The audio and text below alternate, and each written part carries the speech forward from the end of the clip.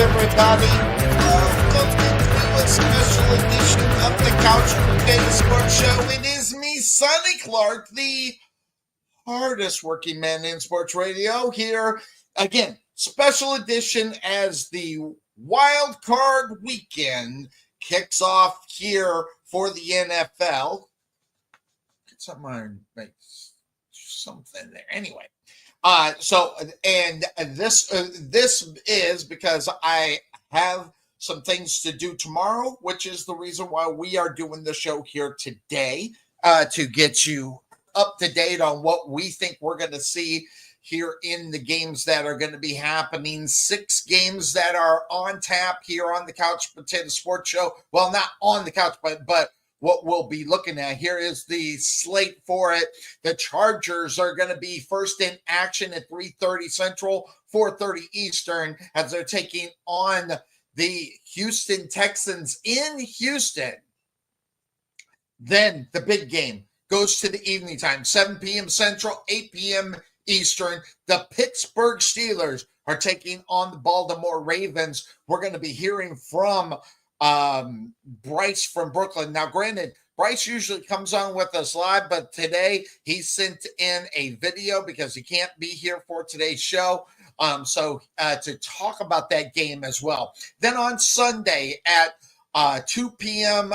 or 1 p.m. Central, 2 p.m. Eastern, the Denver Broncos are on the road taking on the Buffalo Bills. Then Sunday afternoon at 4:30 Eastern, that'd be 3:30 Central. The Green Bay Packers taking on the Eagles. Then Sunday night, 7 p.m. Central, 8 p.m. Eastern, the Washington Commanders taking on the Tampa Bay Buccaneers. And then Monday Night Football. This game is going to be coming to you live from Arizona as of all of the things that are going on over in LA with the fires and everything. They have decided to move this game to Arizona. The Minnesota Vikings taking on the LA Rams Monday night, 7 p.m. Central, 8 p.m. Eastern Standard Time. That is your lineup for the wild card weekend that gets kicked off here just in a couple of hours. It's the reason why we're up on the air today. I don't know if anybody is going to be able to get in here. Hopefully Cuervo. Oh, it would help if I sent the invites. So I'll put the... Sorry about that, guys. I'll put the invite in our little chat so everybody can get on there. Give me a second so I can get that done. And let me grab up there we go. And let's see here. Show invites. There we go. Here is the link. So I forgot to send the link out for everybody. Here is the link. All right, so we got that done and all set and ready to go for today. There we go. All right, so today at 1:30, but I'll put 1:30 1:30, we are on live. PM, we are on now. There we go. So, that being said, I'll be keeping our eye out in the green room for those that are going to be joining us. But interesting, a lot of things that are going on here today, especially with the games that are going on. Now, that being said, of course, that's the name of the show. Normally catch us on Sunday. During the offseason of the NFL, we will be switching our schedule around as, depending on the offseason of the NFL. If I will be busy on a Sunday, we will be doing it on Saturday afternoon or maybe even a Friday. So make sure you check that out. But that being said, the winner of the 2014 Bragging Rights Pick'em game would be Fred. How'd that happen, Clark? That's my brother from Arizona. Had a good, and I was looking at the numbers, and he was averaging about 11 a week. If you do all that, and remember, Obi went up perfect games, one with a full slate and one with a bye week slate, with perfect, and he still finished 2 behind my brother. And the numbers for that, as far as that is concerned, and if you get the opportunity, you can check it out on my Facebook page. But my brother did so well. I just want to kind of give you an idea, because we are in the Yahoo Pick'em League. So during the Yahoo Pick'em, what is going on? How good did he do? Well, my brother ended up with an astonishing 198-74 record, the best in the league. That's everybody. Out of everybody in the Yahoo Fantasy Leagues, the best was 208-64. So 10-game difference from the best in there. Listen, I'd take that all day long, So, hey, congratulations to Fred. I mean, listen, he did his work. He did his study, and he was worried that Obi was going to end up winning, and Obi ended up finishing 2 behind. Week 18 caught up to everybody, and my brother stayed still during that time. So, interestingly enough, with him doing what he's did during that time, congratulations. I'll be working on getting his plaque sent out to him.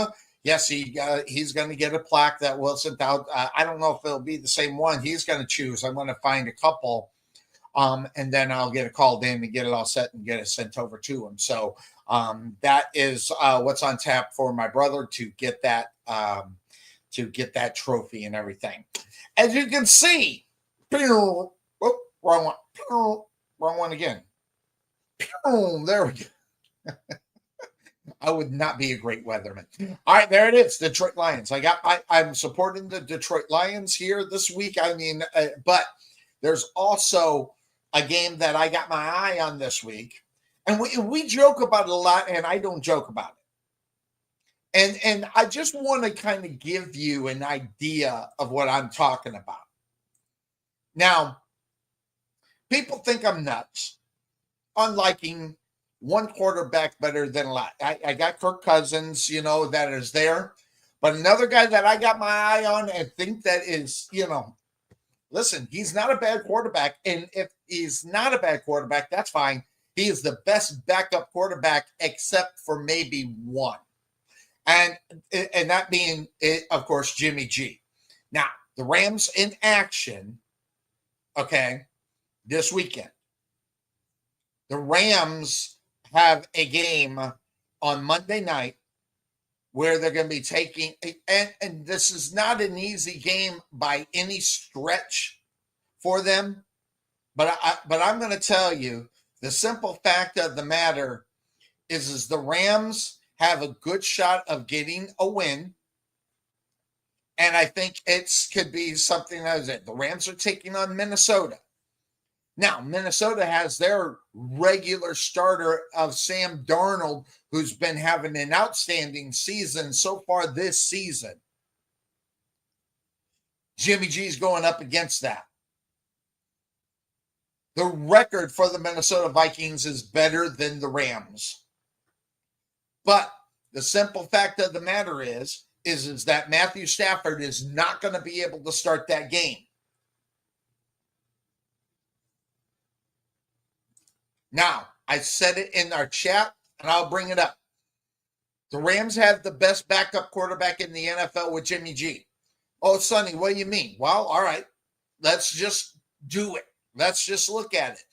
In the NFC West, the Cardinals have Clayton Tune as a backup quarterback. The 49ers, Joshua Dobbs. The Seahawks have Sam Howell. In their own division, the best backup quarterback in that division is Jimmy G. Now, if you go to the NFC East, the Cowboys got Cooper Rush. The Giants have Tommy DeVito. The Eagles have Kenny Pickett. And the Commanders have Marcus Mariota. I'm sorry, Jimmy G is better than all four of those guys. So whereas if you go to the NFC North, the Bears have Tyson Bagent. The Lions have Hendon Hooker. The Packers have Malik Willis. And the Vikings, Nick Mullins. Again, I am sorry, Jimmy G is better than all of them. Now, that being said, in the NFC South, the Panthers have Andy Dalton. The Saints have Spencer Rattler, who's playing now. He's actually the starter, but he wasn't. It was Derek Carr. The Buccaneers have Kyle Thrash. Okay? Now, the only one that they're comparable to would be in Atlanta with their backup quarterbacks in Atlanta. Because that would be Michael Pence, who's actually starting but was the backup to Kirk Cousins, who is now the backup. Comparable right there, the whole of it. But the rest of the teams, well, let's take a look. Let's talk a little bit more about that. How about the Bills? The Bills have Mitchell Trubisky. Miami, Tyler Huntley, Jacoby Brissett for the Patriots, and Tyrod Taylor's for the Jets. I'm sorry, he's better than all those guys. In the North, Josh Johnson for the Ravens, Jake Browning for the Bengals, Justin Fields for the Steelers, and Bailey Zappi for the Browns. I'm sorry, he's better than those guys. Looking at the AFC South, the Texans have Davis Mills, Colts, Joe Flacco, the Jaguars, Mac Jones, and the Titans, Mason Rudolph. I'm sorry, he is better than Joe Flacco. He is better than Mac Jones, and he is better than Rudolph. If you want to say comparable, I don't know. Davis Mills is the only one close on that one. And then the backup in the Broncos is Jarrett Stidham, Carson Wentz for the Chiefs, Aiden O'Connell for the Raiders, and Tyler Heineke for the Chargers. I'm sorry, he's better than all those guys. Now, you can yawn, and I can knock on your head and say, you know I'm right, and you can continue on. Yes, I have, I guess, if you want to call it a man crush on Jimmy G. It is. I think he's just one of the best. He won a lot of games.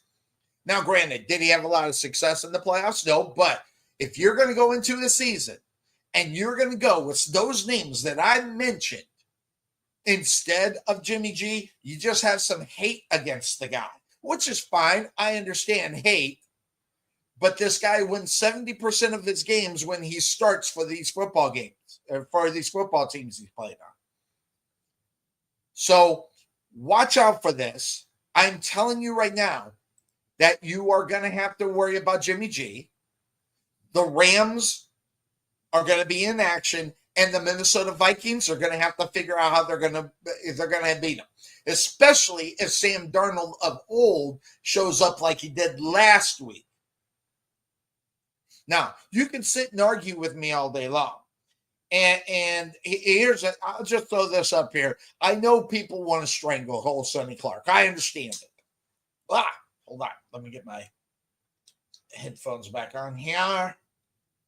Da, da, da, da. A break. There we go. All right. So back on. All right. So I hope they stay. Hold on. Stay on. There we go. I know that people want to strangle little Sonny Clark. I completely understand. I know, and Stephen A. Smith hates this guy, and I do. I think Jimmy G is the stuff. I really do. And yes, if you had a backup of Cam Newton, yes, Jimmy G would be better. Yeah, I said it, and we can argue. You can argue it with me all day long. Although I have a coffee cup that states the obvious, that says I'd agree with you, but we'd both be wrong. So that's just the way that would work. You can argue with me all day long, but Jimmy G is the best backup quarterback in the NFL. Now, I'm not saying he's going to go out and be the best starting quarterback in the NFL. I'm not going to say that, but I'm just saying, as much as I've been taking a lot of heat for Jimmy G, you watch on Monday Night Football whether or not the Rams can get the job done with the Jimmy G. And if you don't think he can, I'm just going to say, you're just delusional because he can't. I'm not saying he will, but I'm saying that if you think that it's an impossibility because it's Jimmy G at the quarterback, you got some hate for him and you don't have mad love like I have for him. Now, sometimes I got a little bit more love for him than I probably should. Some people say that. But I will say this. If I'm going into the playoffs and I got to use my backup quarterback, I want me some Jimmy G. So, and that's just the way that it does play down as far as that's concerned. Now, that also being said, the Cardinals, they're sending 2 of the team's 747 planes to Los Angeles. They're picking up the Rams team and its staff and their families, along with 6 dogs, 2 cats, and yes, 6 dogs. Okay. So that being said, they're also bringing an official over that's going to be doing there and bringing them to Arizona. So they're going to be all set for Monday night. They're doing that later today, probably today, sometime today. And the Cardinals are turning over their training facility for the evacuated Rams football team and their families as they go up and play their game on Monday night. Now, that having been said, is this a distraction for the Rams? Possibly. I don't know who's in that situation over there, and it's a bad situation. Don't get me wrong, what's going on over there. It's hard to put that, especially if their houses are in the area of the firestorm, that they got to keep their eye out on. But what a great story if the Rams can get the victory. That'd be one hell of a story going into the playoffs. Now, we'll talk about who's going to be picking what and everything, and I'll be talking about that, but we will. But there's lots to talk about in these games, and we're going to do that. We're going to take a look at those games. But the Super Bowl, what is it set for? Well, here you are. This is the lineup as it starts out. We talked about the game. So the winner and who has the highest seed. So let's just say the Green Bay Packers can beat the Philadelphia Eagles. I'm not saying that's my pick, but they would move up, and it's the worst seeding going up against the number 1 seed. So that would mean that the Green Bay Packers would move up and play the Lions. If the Washington Redskins would win and Philadelphia win, and they're the worst seeding, they would take on the Lions. Or in this case, it could be the Minnesota Vikings and Lions. That would be my hope. And the reason why I say that's my hope, because maybe what you might see could be an upset over what everybody's talking about, these Lions. They're talking about these Lions being the team. And the last time they met, which was week 18, prime time, the Lions had their way with them. Now, whether or not the Vikings would show up again, I don't know. But that would be the NFC side. And then they reseed according to that situation. On the other side, the Kansas City Chiefs with the number 1 overall. They got the bye this week. So if the Broncos are able to get the victory, wonderful. They could be there. But if they lose to the Bills and the Steelers beat the Ravens, we could be talking about the Steelers. And also the other stuff as far as the Chargers and the Houston Texans. If the Chargers win, they can move up there. If the Baltimore Ravens and the Buffalo Bills get the victory. So we got that all set, and Obi is in. We don't have as many people in the playoff one. I sent it out to the emails that were on file, so hopefully everybody got an opportunity to get in for the playoffs. In order to win this one, you got to win it outright, no ties, and then we'll go from there on what we're going to do as far as that's concerned. But an interesting setup for the playoffs this year. I don't know if anybody thought about that, but next week we're going to, it's next week we're going to talk about, where and who had everybody's picks and who were closest to be right. We'll check that out next week. But interestingly enough, as I was prepping for this show and finding things that we were going to talk about, I want to bring this up to you. This is a list. This is year-to-year records from 2023 to 24 to 24 to 25. Okay? In the NFC and the AFC. And if you look at these numbers and you see where they are, the Philadelphia Eagles, they improved by 3 games from last year, and they were 11-6 last year.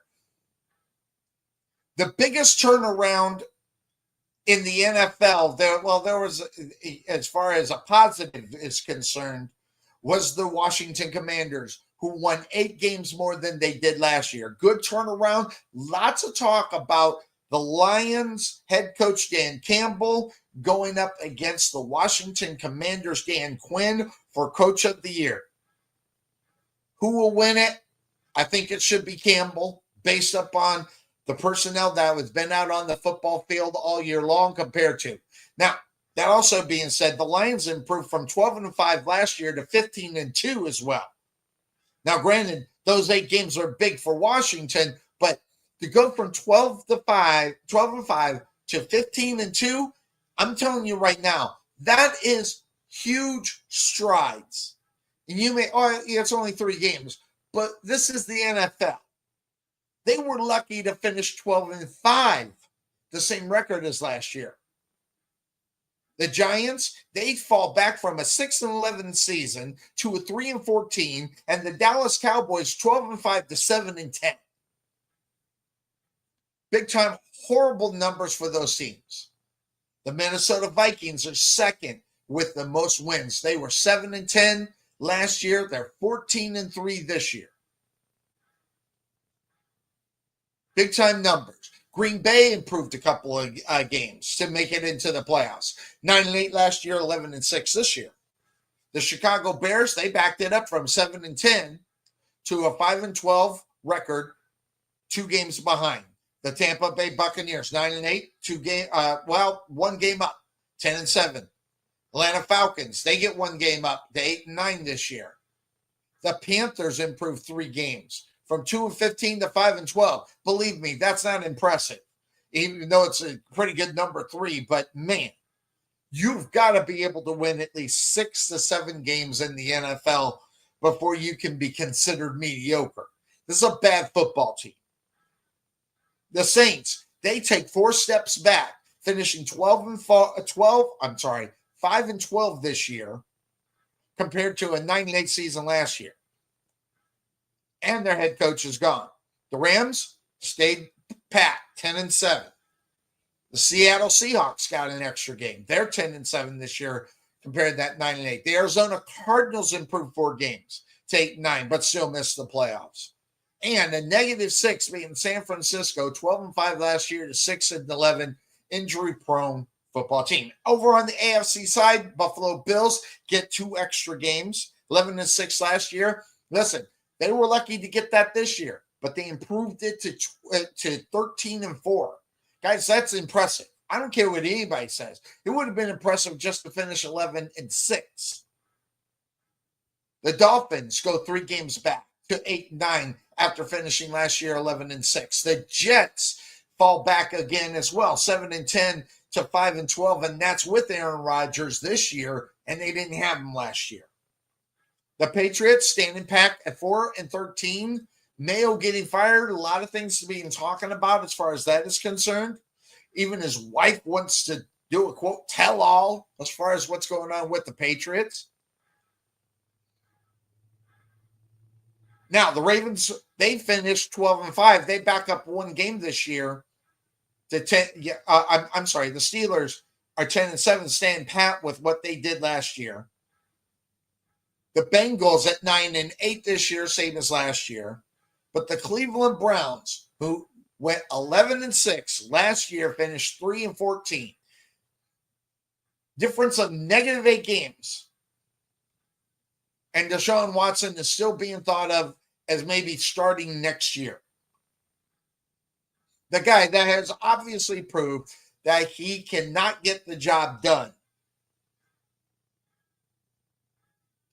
They're going to have to swallow that contract, the biggest in NFL history, and say they were wrong. The Texans stand pat at 10-7, and the Colts take a game back to 8-9 this year. They were 9-8 last year. The Jaguars, pathetic. They're 9-8 last year, 4-13 this year. Even the Titans in their own division, they dropped 3 games. They were only 6-11 last year. They finished 3-14. Wonder why the coach got fired. Kansas City, they improved 4 games from last year. They won the Super Bowl. They were 11-6 last year, 15-2 this year. And frankly, if the starters would have started in week 18, that would have been 16-1. Chargers get 6 extra games with their new head coach, Jim Harbaugh, 11-6 compared to 5-12 last year. The Broncos improved a couple of games from 8-9 to 10-7. And then the Raiders, they're bad, 4-13 this year, 8-9 from last year. So interesting to see what the records were from last year, where they're at right now, and what they were doing. Now, you go back and look at those. There are some teams that need a lot of improvement. 49ers being one of them. Injury plagued. But really, you have to ask yourself the question, with the Detroit Lions being injury plagued, what's going on there in San Francisco that they can at least make the playoffs? Good, bad, indifferent. The Detroit Lions shed a little knowledge on people with the idea that, well, guess what? You got to have the next guy up. That old Green Bay Packer saying, it's the next guy up. The Lions did the same thing within their own division that the Green Bay Packers were not able to do, and the San Francisco 49ers. An interesting situation as far as that is concerned. 49ers were a dumpster fire this year. They just were. And I understand 49er fans being upset. You have a full right to be. But guess what? It is what it is. Dumpster fire or not, that's the way it ended.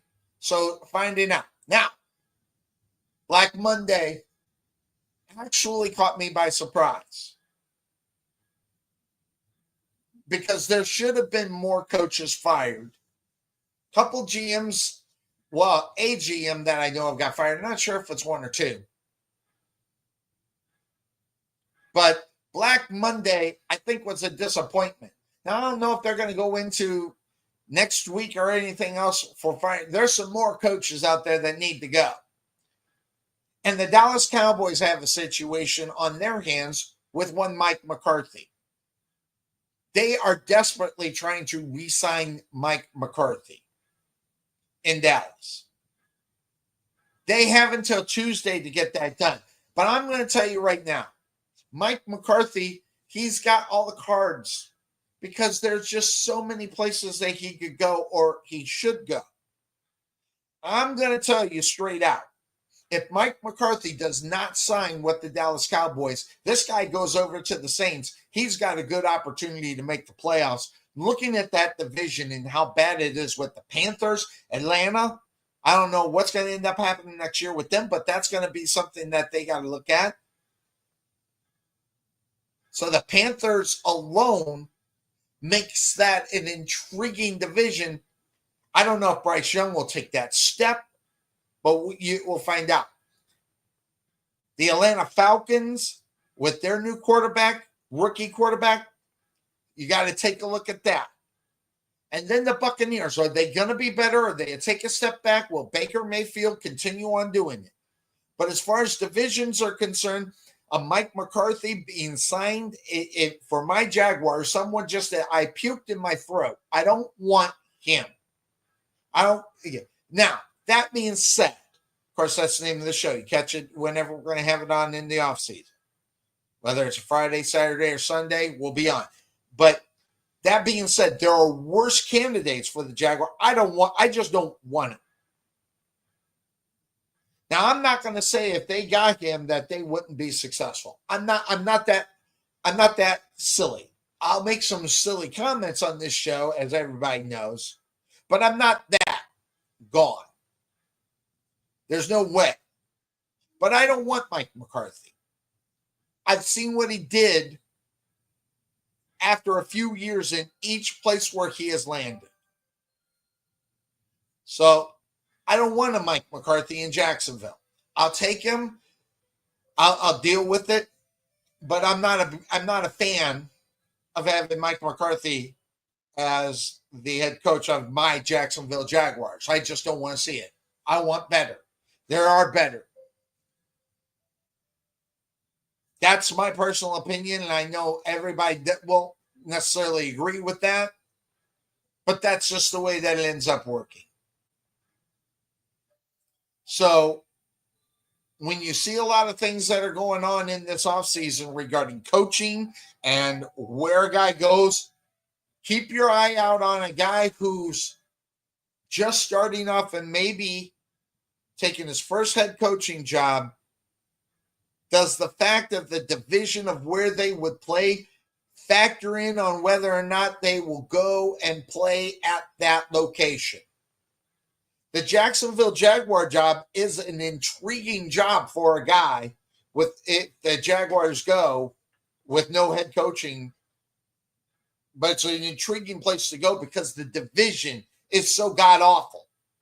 So you want to go. I mean, if you're a first-time guy, I think you want to go that way. I think you want to go that route. So if you do finish 500 or just a little bit about 500, you can sit there and go, I had a successful season, even though the division is so bad. And Lord forbid they get the division. That would be huge. Interestingly enough. So a lot of other things to look at. I'm going to put some stuff up. Then I'm going to get to the games, and I'm not going to last very long if I'm going to be the only one flying. But the last Super Bowl appearances for the teams that are in the playoffs right now, Kansas City, of course, last year. The Lions, they have never been to a Super Bowl. So this is definitely something to keep an eye out for the first time for the Lions. 1994, guys, 30 years ago, the Buffalo Bills were in the Super Bowl and lost. How about 1977 was the last time the Vikings were there? And the Ravens, 2013, not very long ago. The Eagles, 2023. The Washington Commanders, then Redskins, 1992. The Chargers, 1995. 1995. Guys, I just want to tell you, we're talking 30 years for the Chargers. Yet there's a lot of conversation, should Phillip Rivers be considered for the Hall of Fame? The Rams, 2022. Green Bay Packers, 2011. 2021 for the Tampa Bay Buccaneers, they won. Houston, never been in the Super Bowl. The Broncos, 2016, and of course the Steelers at 2011. Now, that being said, of course, that's the name of the show. I don't know if any of the first time ones, getting in there, that being Houston or the Lions. Lions obviously have a better shot at it based upon what it is, but there are a lot of talk in reality about whether or not that the Houston Texans are going to actually get a win in these wild card rounds. So that's going to be interesting. They got the home field advantage because of winning the division, but will they get it? Was talking to Cuervo about this picture I showed up, and I had to throw it out there. He got so mad at me, he put this up there. Yes, the Bears beat the holy hell out of the Jacksonville Jaguars 35-16 this year. I think it was in London, so I think it was like week 6 or 7. I can't remember, but it was in middle of October. So we put that up there. So 2 more slides, and then we'll get into the games. We'll take a quick break because I need to get something to drink. But we'll take a quick break, and when we come back, we'll talk about the games. But this one right here, Josh Allen, Tom Brady looks at him and says he certainly has made a strong case for winning his first MVP. But I'm just going to tell you, ladies and gentlemen, as great of a season that he's had, even losing a superstar, Josh Allen is not the MVP, and I hate to say it, but the MVP yet again is Lamar Jackson. Can't stand Lamar Jackson per se, but listen, I know who's the MVP and who's not. And Lamar Jackson, as much as I dislike him, is the MVP for this season. And then the last slide before we'll take the quick break. Then we'll come back and talk about the games. Jim Harbaugh has taken these Chargers and turned them around. Go back up to the slide I was talking about where they are as far as what they did last year at 5-12, turning around to be 11-6, and say whatever you want. The Chargers are favored to win against the Houston Texans, and the Texans are at home. So Jim Harbaugh, doing what he has been doing his whole career, is turning football teams around. This case, he did it within a year with a Justin Herbert, who everybody says that is on the cusp of greatness. Did he finally get the opportunity to prove that he can be great with Jim Harbaugh at his side? And it's hard to argue, especially the turnaround of the season that they had. And let's just be honest. You are looking over at the AFC West. You have 3 out of the 4 teams making the playoffs. Kansas City, the Bolts, and Denver. The only team not obviously making it are the Raiders. So interestingly enough, that is huge. When you look at the NFC North, they got 3 teams in the playoffs: the Lions, Vikings, and Green Bay Packers. Interesting. 2 in the NFC East with Washington and the Eagles as well. So a lot to look at as far as this season is concerned. Who's finishing what and where. So let's do this. Let's take the quick break here on the Couch Potato Sports Show. When we come back, we'll talk a little bit about the games that are going to be going on. We'll be right back.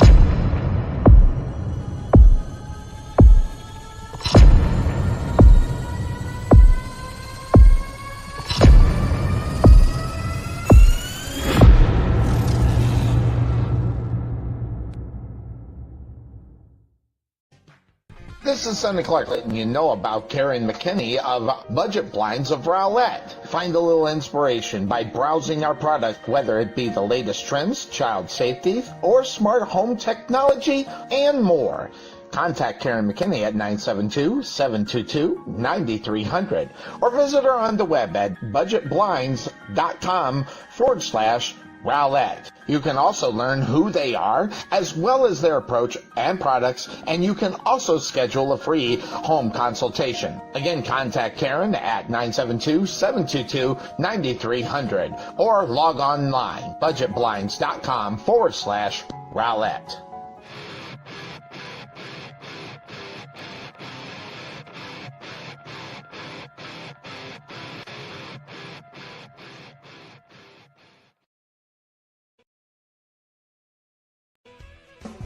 Let Buffalo Creek Doors and Floors help you restore your home to its like-new condition. Need a contractor? Let us be your first stop as well as your last. We specialize in everything that others don't, such as stained concrete floors, wood spot repairs on doors and floors, stainless steel spot repairs, anti-slip on floors, and more. Want to see what kind of work we do? Check out our Facebook page and you can see the craftsmanship you'll receive and expect from Buffalo Creek Doors and Floors. Give Rodney James a call at 214-536-2607. That's 214-536-2607. Or check him out on the web at www.buffalocreekdoorsandfloors.com.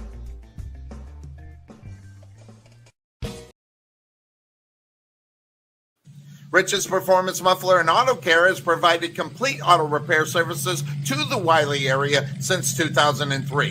Whether it's alignments, brakes, air conditioning, muffler service, suspension, front-end auto services, or in my case, a Cadillac converter, Rich does it all. Stop by and see him at 603 Commerce Street, Suite 203 in Wiley, or give him a call at 972-461-0776. That's 972-461-0776. You'll be happy you called Rich instead of anybody else.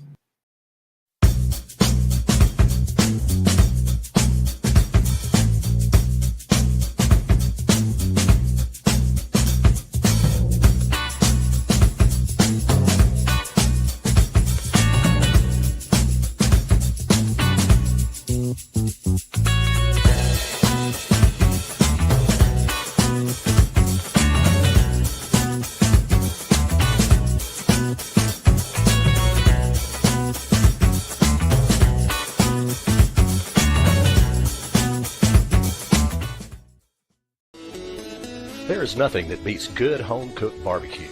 Since 1941, Dickey's Barbecue has done all the cooking and you take all the credit. Come see us today at our Rowlett location, 5701 President George Bush Turnpike, Suite 110 in the Target Shopping Center.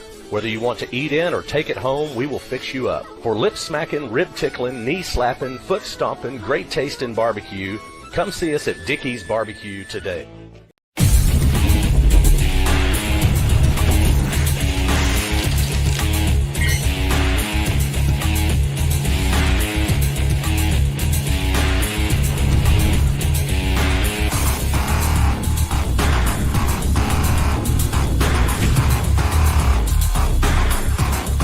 Yep, I look a little different, huh?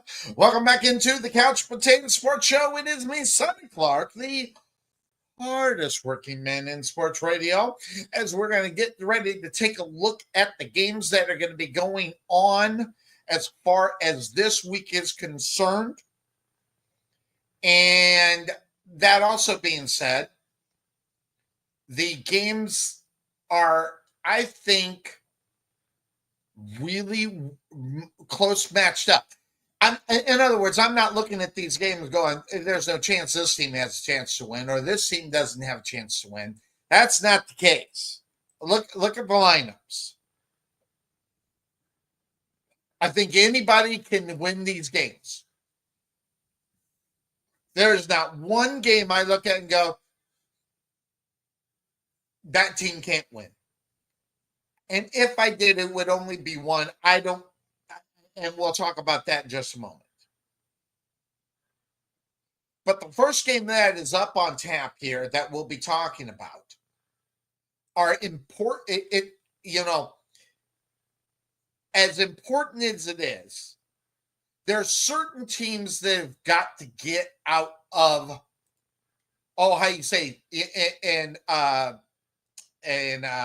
horse racing. You got to get out of the gate. And if you don't get out of the gate, it could be a long playoff game. Now, the first game that's up on tap is the Chargers taking on Houston. This one's probably my favorite game of the week because of the situation of Houston. Did Stroud, the quarterback of the Houston Texans, prove that he is a guy that you got to look at in the near future? And I think the answer is yes.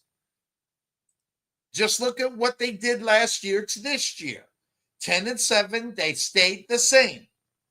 Last year was his rookie year. Sophomore slumps usually are worse than 10-7. So you got to give C.J. Stroud a little credit. Regardless, by the way, there were many games. There was about 2, maybe 3 games that they should have won, but the inexperienced sophomore slump comes into play. Good, bad, or indifferent for C.J. Stroud, he managed to do what he needed to do in order to maintain going into his 3rd year. Listen, 20-14, okay, is not a bad record for a rookie to his 2nd year. First of all, he played all the games. That's amazing in itself. Didn't get hurt, didn't do anything. Starter in all the games. Congratulations. That's huge for him moving forward. Because I want you to think about Peyton Manning. I want you to think about Troy Aikman. These guys who started their seasons with 1 or 0 wins in their first year. I can't remember. I know Aikman only won 1 when he went in and did what he did. That's the one that's kind of sticking in my mind. But Peyton Manning, I think they only won 1 as well. So I don't think they were O's. But look what Stroud has done. And improved. Well, if you don't want to say improved, but he got himself a wide receiver with Diggs. He was able to maintain, and look what they did. So, but on the other side of that, you got the Chargers with Justin Herbert. And say whatever you want about Justin Herbert, he's got the right coach with him. 11-6 this year.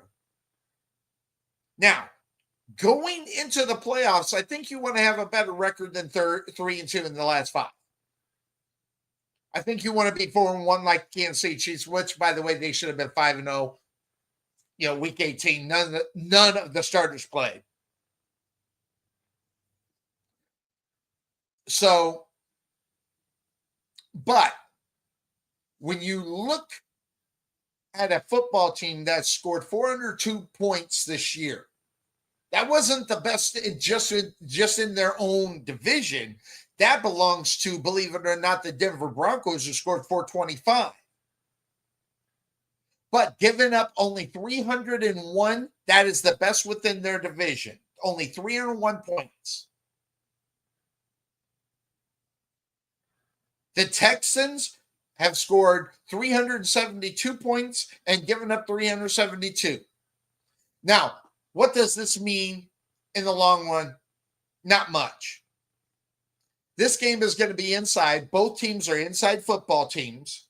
Chargers, obviously SoFi, and then you have the Houston Texans at home and NRG Stadium. So you've got to be able to look at it and ask, well, what is the situation? And also, momentum is a big story going into anything. And the Chargers, 3 out of 5, but listen to the scores. They get a win with 34 points, a win with 40 points, a win with 27, a loss with 17, a loss with 17. And that was Tampa Bay as well as Kansas City. So the last 3 games, you're seeing the Chargers winning football games. Now, when you look at the other side of it, you see the Houston Texans, they score 23 points, get a win. They lose to the Baltimore Ravens. This one might have been the most embarrassing score of the year, 31-2. Okay. And that's not a typo. That was a safety. And then they lose to Kansas City by 6 by a touchdown. And that game, if I'm not mistaken, was in overtime. And then they get a win 20-12. In other words, we're not seeing a lot of scoring in the last 5 games for the Houston Texans. Hell, they had a hard time against the Jacksonville Jaguars, winning 23-20. So, not necessarily sure what that whole situation is. Yeah, the link is right up there. It's right above you, Trey. First of all, yeah, that is the. Well, let me just make sure. Link invite. Yes, it is the right one. I put it in there, so let's try again. They'll throw that in there for. It looks like Trey Mack is trying to get in, so maybe we'll see him in just a moment. But that being said, I'm looking at that, and that's enough for me to stop. 23 points a game scoring on the offense compared to 22. They're real close in scoring. That's why you're looking at that field goal as the spread. But giving up points, Chargers are only giving up 17 points. The Texans are giving up almost 22. So, if you go by that and you see where all that's ending, 21.9, 21.9, scoring and giving up. This game's not going to end in a tie for Houston. So that should be really interesting to see where they're at. All right. Oh, he's frozen, it looks like. But there he is. I didn't hit the thing because I knew you were hanging out there. What's going on, big dog? You on your way to work or Not much. What's your go get my phone switched? No. I had to get my phone switched over, and me and Cooper had to go grocery shopping and stuff like that. And then I knew you were gonna do a shut around 2, but then I was okay. You are breaking up pretty good. But that being said, that's not necessarily. Well, hopefully, we'll be able to get you in once you get in better reception. I got to remember you're in Oklahoma. All right, so let me hit this button. I'll pop on once I get home, okay? You got it. So once how long are you out? Oh, yeah, I was going to find out how long he's out. Let me send him a quick message because, yeah. But anyway, hopefully he'll be home soon. But back to this game. So what are we going to be looking at, as far as the numbers are concerned, okay? Will we see a lot of yards in the air? No. Chargers only pass on average for 214 yards a game. Now 7 yards behind are the Texans, okay? But when you think about that and think about the defense, the Chargers are only giving up 206, and that's 7th best in the NFL. But, hey, look at the Houston Texans only giving up 201. That's 6th best in the NFL. So they're close. You're looking at passing touchdowns. I want to see more. I want to see the number 2 on passing touchdowns in a game when it comes to a quarterback. Now, I know that that's a high, lofty thing, okay? Because the Chargers are 13th best for touchdowns per game at 1.4. So they're not even getting 1.5 touchdowns a game. So I know I'm asking for a lot. But in this game, I think that's what the Chargers have to come out and do in order to get that victory. But will the pass defense allow it? Well, when you're looking at what the Texans do, they're 10th in the NFL for passing yards per game. Chargers, they're only given, they're the 2nd best in the NFL. So yards per attempt, 6.3. In other words, you have a Chargers football team that defensively is stout. And then you get the hit or miss on the offense, but you get a lot of good hits compared to the misses. But when you look at Houston, their misses are overabundant as far as the offense is concerned. So passing first downs per game, 10 for the Chargers, 11 for the Houston Texans. These are teams that know what to do, especially on third down. But these teams let their quarterback get hits. They're 22nd and 23rd for most in the NFL. They let their quarterbacks get hit. So looking at that, the run offense for the Chargers, they're averaging 110 yards a game. But guess what? The Houston Texans don't like to let you run. They're 11th best. They give up 114 yards a game. Houston Texans 112 yards. Chargers only giving up 117. So, the Chargers also make you score through the air because they don't like letting people rush the ball in for the touchdown. They're number 1 in the NFL, but number 4 right behind them, same thing with the Houston Texans. That's why when I was talking about this whole thing, we need to see more passing going on. One of these two teams are going to get the best of that as far as that concerned, because I don't think the running defense is going to be good for anybody. I think they're going to definitely, get them up. Now, injuries, what's going on in injuries? You got Shaq Mason, who is out. He will not be playing today. Danico Audrey is questionable. So is Christian Harris, as well as John Minchie. They're questionable. And then Zach Thomas, he is out of the game. And Ladarius Henderson, he is out of the game. You got 2 guys on your offensive line, 3 guys on your offensive line if you're the Houston Texans out of your lineup. And when you look at the other side, the Los Angeles Chargers only have Trey Pipkins on, and he's questionable. Everybody else on the line is going to be there ready to go.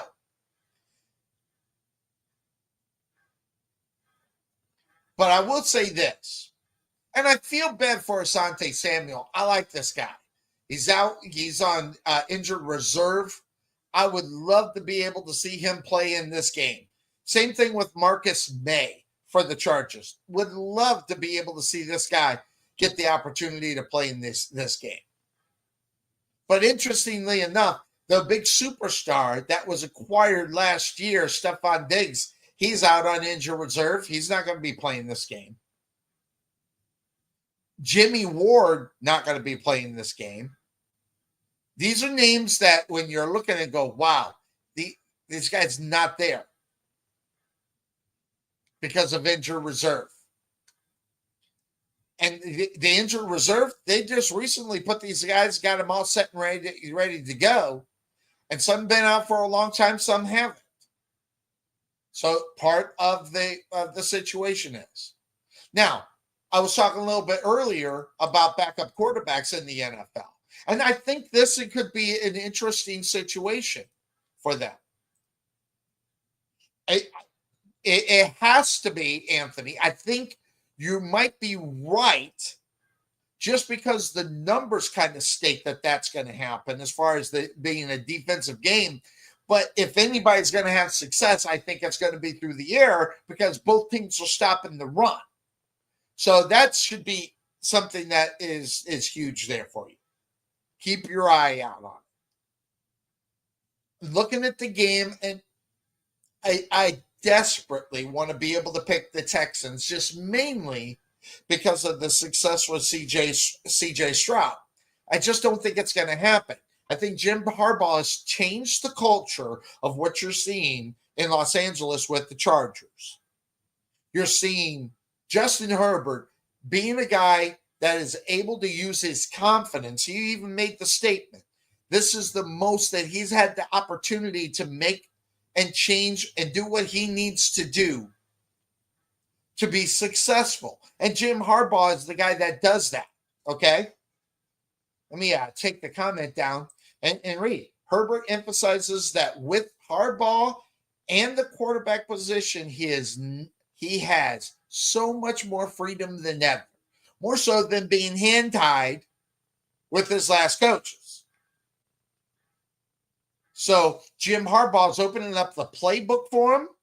Jim Harbaugh is giving them the opportunity to throw the ball. And also, that is the big part of his game. So it's going to be an opportunity for him to be able to show everybody what he's capable of and build up on what everybody's been talking about, what Justin Herbert may or may not be able to do, which is be a good quarterback. Everybody says the guy's got that potential. Jim Harbaugh is giving him the opportunity to prove that potential. Will it happen? This is the first game that's up there. And guys, I'm telling you right now, it's one of the best. I'm going to pick the Chargers in this game. Let me just make sure that that's who I got in the pick 'em. We're doing a playoff pick 'em. And I'm just going to tell everybody what because we're doing confidence points. So those that are involved with it and everything. But as far as the confidence points in this game, I'm so confident in this. They have 16, 14, 12, and 10, 8, and 6. I got this game at a 10 with the Chargers. Now, that being said, of course, that's the name of this show. I'm going to share the screen because I do have Bryce from Brooklyn. He is not on live. He could not be on live, but he sent me a video. And I definitely want the opportunity to be able to see this and for everybody to see it.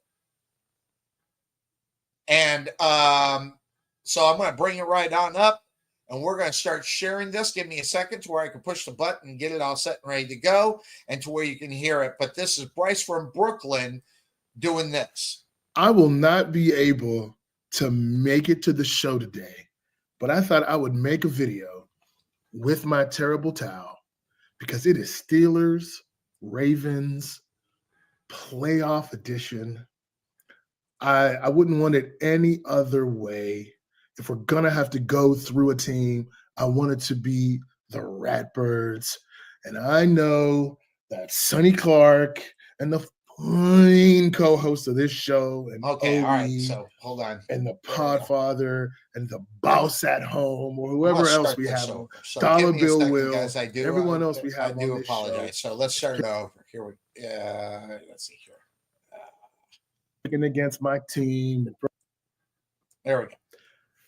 I will not be able to make it to the show today, but I thought I would make a video with my terrible towel because it is Steelers, Ravens, playoff edition. I wouldn't want it any other way.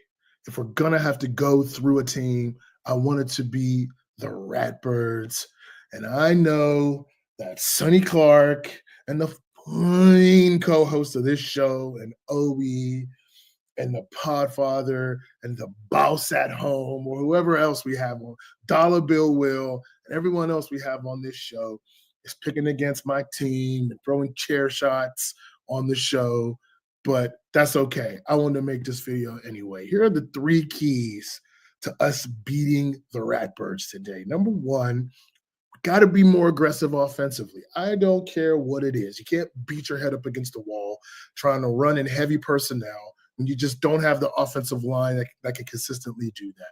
Spread the field, give clearer windows for Russ to see the field, run the football out of 11 personnel, out of 4 wides, out of pistol, play faster, do whatever you have to do to be more aggressive offensively because it's now or never. You got to keep their defense off guard. All right, number 2, you got to win on second down with Lamar because if Lamar's winning second down and getting to third and short, it's just going to be difficult to stop the offense. There are too many options. You win on second down, you get them in the third and long, they can become a little bit more predictable, and you give yourself a chance, particularly with Zay Flowers out. They're going to use those tight ends, make those tight ends have to catch passes and run routes in long yardage situations. So, and then number 3, you got to win the turnover battle. That's self-explanatory. We got to force mistakes and not make any to stay in the game. Those are my 3 keys. I got the towel on my shoulder because it's playoff football. Like I said, I know I'm getting a bunch of chair shots. The Podfather's getting his jokes in. But today, I won't be able to make the show, but I'm making this video. And I've done this before. I know what the spread is. I know what everyone is saying. I'm pushing my chips in the table. The Pittsburgh Steelers will go into Baltimore and pull off an improbable upset, beat the Ratbirds, send them home. I'm going down with the ship. That's my prediction. I'm sticking with it. Go Steelers. What? I will see y'all on Sunday. All right. So there it is. Let me get that off of that screen there. There we go. And that being said,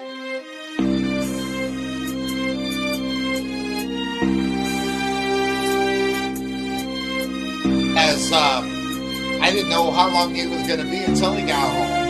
But the chair shots he's talking about and everything, I don't know. Podfather, good afternoon, my friend. How are you doing? Oh, what a day! What a day! What a day! You What tell a you day. something. Well, definitely better. I know you run the Mint Mobile commercial here a lot, and I didn't go with them because we don't really have them here in Oklahoma. But or if we do, I haven't looked for them. But I switched my service from AT&T to Cricket. I went from $300 to $100. Right. So why are you frozen? Why are you frozen? Hey, you froze right there. That was like not that you're on the Cricket, but it's still that was I went from 300 to 100. Classic. All right, per month. Yeah, so that helps me say, and I get free HBO Max. There you go. Hey, and if you're a fan of The Big Bang Theory or Young Sheldon, which I just started watching, hey, Bill Maher. Yeah, I watch Bill Maher. I have HBO Max. So, but I pay $180 for the whole year. But then again, I don't live on the phone. I hate them anyway. I hate these phones, so I don't want to be on them all the time. Right. So I got enough to get me through the month. I get 10 gig or fast speed or whatever it is. I don't know. I think I have unlimited internet, but it's weird because when I first got on the phone, I couldn't get internet at all. Yeah. And then I turn my phone off, turn it back on, and then I was able to pick up the show. But then I was in that very hazy area where the connection goes in and out. Yeah, that's Oklahoma. So that being said, of course, that's the name of the show. Let's get to the game that Bryce was talking about, and your timing was good. And I'll back up to the first game after we talk about this one because we talk about the Pittsburgh Steelers always getting the best of the Baltimore Ravens. For the last 4 times they beat them, but this time they're actually in Baltimore. All those other games were in Pittsburgh. So there's one great big difference. And then second of all, you're looking at 2 totally different football teams that play. By the way, just before, if you were going to pick the MVP right now in the NFL, who would it be? Who would be your MVP?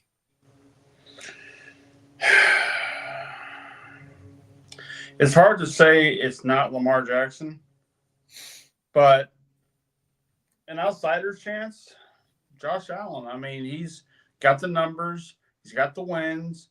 They're in the playoffs. They are competing for something more than just, I mean, look, I love what Burrows did. And if this team could have pulled it together with him, he could have been MVP. But he didn't do enough to make that team win. Mm-hmm. And Josh Allen doing it without Stephon Diggs. By the way, down in Houston, they don't even have Stephon Diggs because he's out on IR. So, obviously not going to be in the playoffs for the Houston Texans. So that whole situation with CJ Stroud not having his number one guy, how they're going to be able to, we'll take that step back. But as far as this game is concerned, Pittsburgh and Baltimore, getting your little look at it, what's your take up on what you think we're going to see in the evening game here tonight? The one thing I hate to do is quote Bill Parcells on anything. Oh, trust me, I'm not a fan. Even when he was coach of the Cowboys, it was like a black eye for me. But what? He used to always say you want to kind of streak into the playoffs. Pittsburgh's kind of going the opposite direction of that. They've lost 4 in a row. They've backed into the playoffs the way they did. They were lucky they mounted the wins ahead of time to do that, which, can't say that for a lot of the teams. But it's not, the thing is, now you're going to Baltimore. You're going to a heated rival. I mean, it's one thing if the wild card game wasn't against a heated rivalry. Yes. I mean, if they were going to go into a wild card game against, I don't know, Miami, that would have been one thing. Mm-hmm. But although I'm sure the old 70s and all the old 70s Dolphin fans will love, hey, Dolphins and Steelers, here we go again.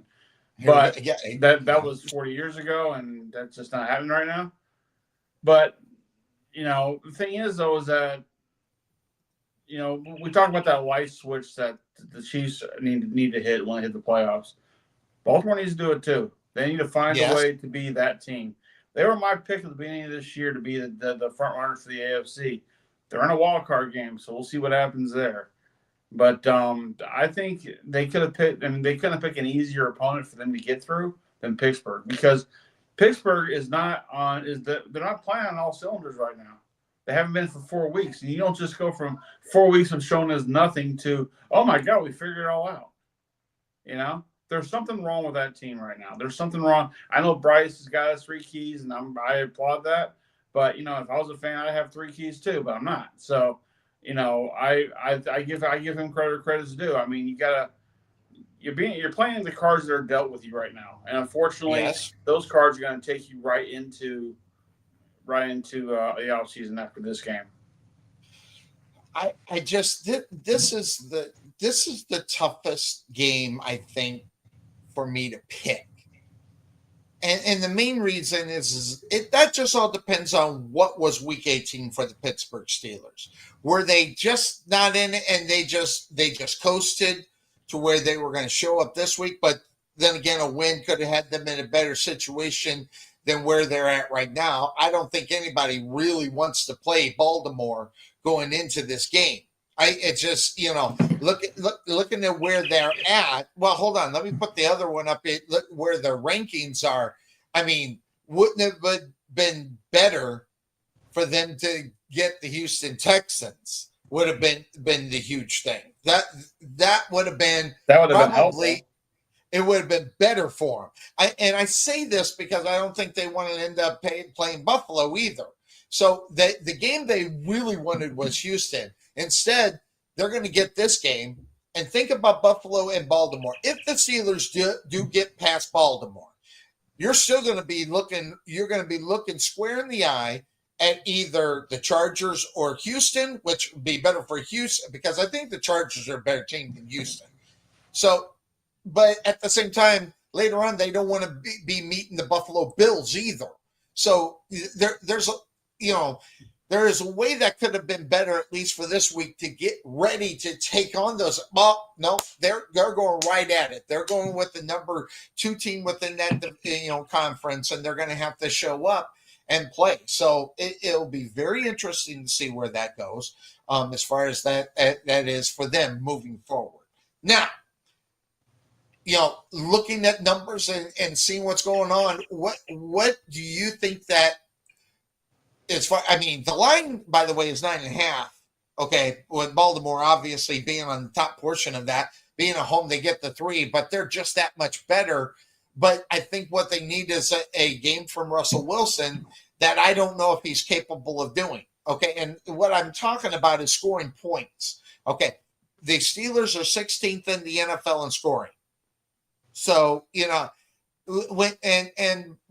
only scoring 22 points a game. Baltimore scoring 30, okay? That's more than a touchdown. So it's also top 10. It's also top 10 in the NFL in scoring too. Exactly. And that you're headed right where I was going with that. Now, and you look on the other side, Russell Wilson, he started off with a bang, but like you said, they have cooled down. And again, I want to know what team actually showed up last week. Was it a team coasting because they knew they're in the playoffs? They didn't want anybody to get hurt. They wanted to be ready, regardless of who it is. And Mike Tomlin will play it off all day long. How they lost, but in reality, you're never going to hear any truth from them. But when you're looking at Baltimore on the passing offense, Their worst statistic in reality is for first downs. They're 11th in the NFL. The Steelers are 32nd. So, looking at those numbers, they're all green on Baltimore Ravens side as far as offense is concerned.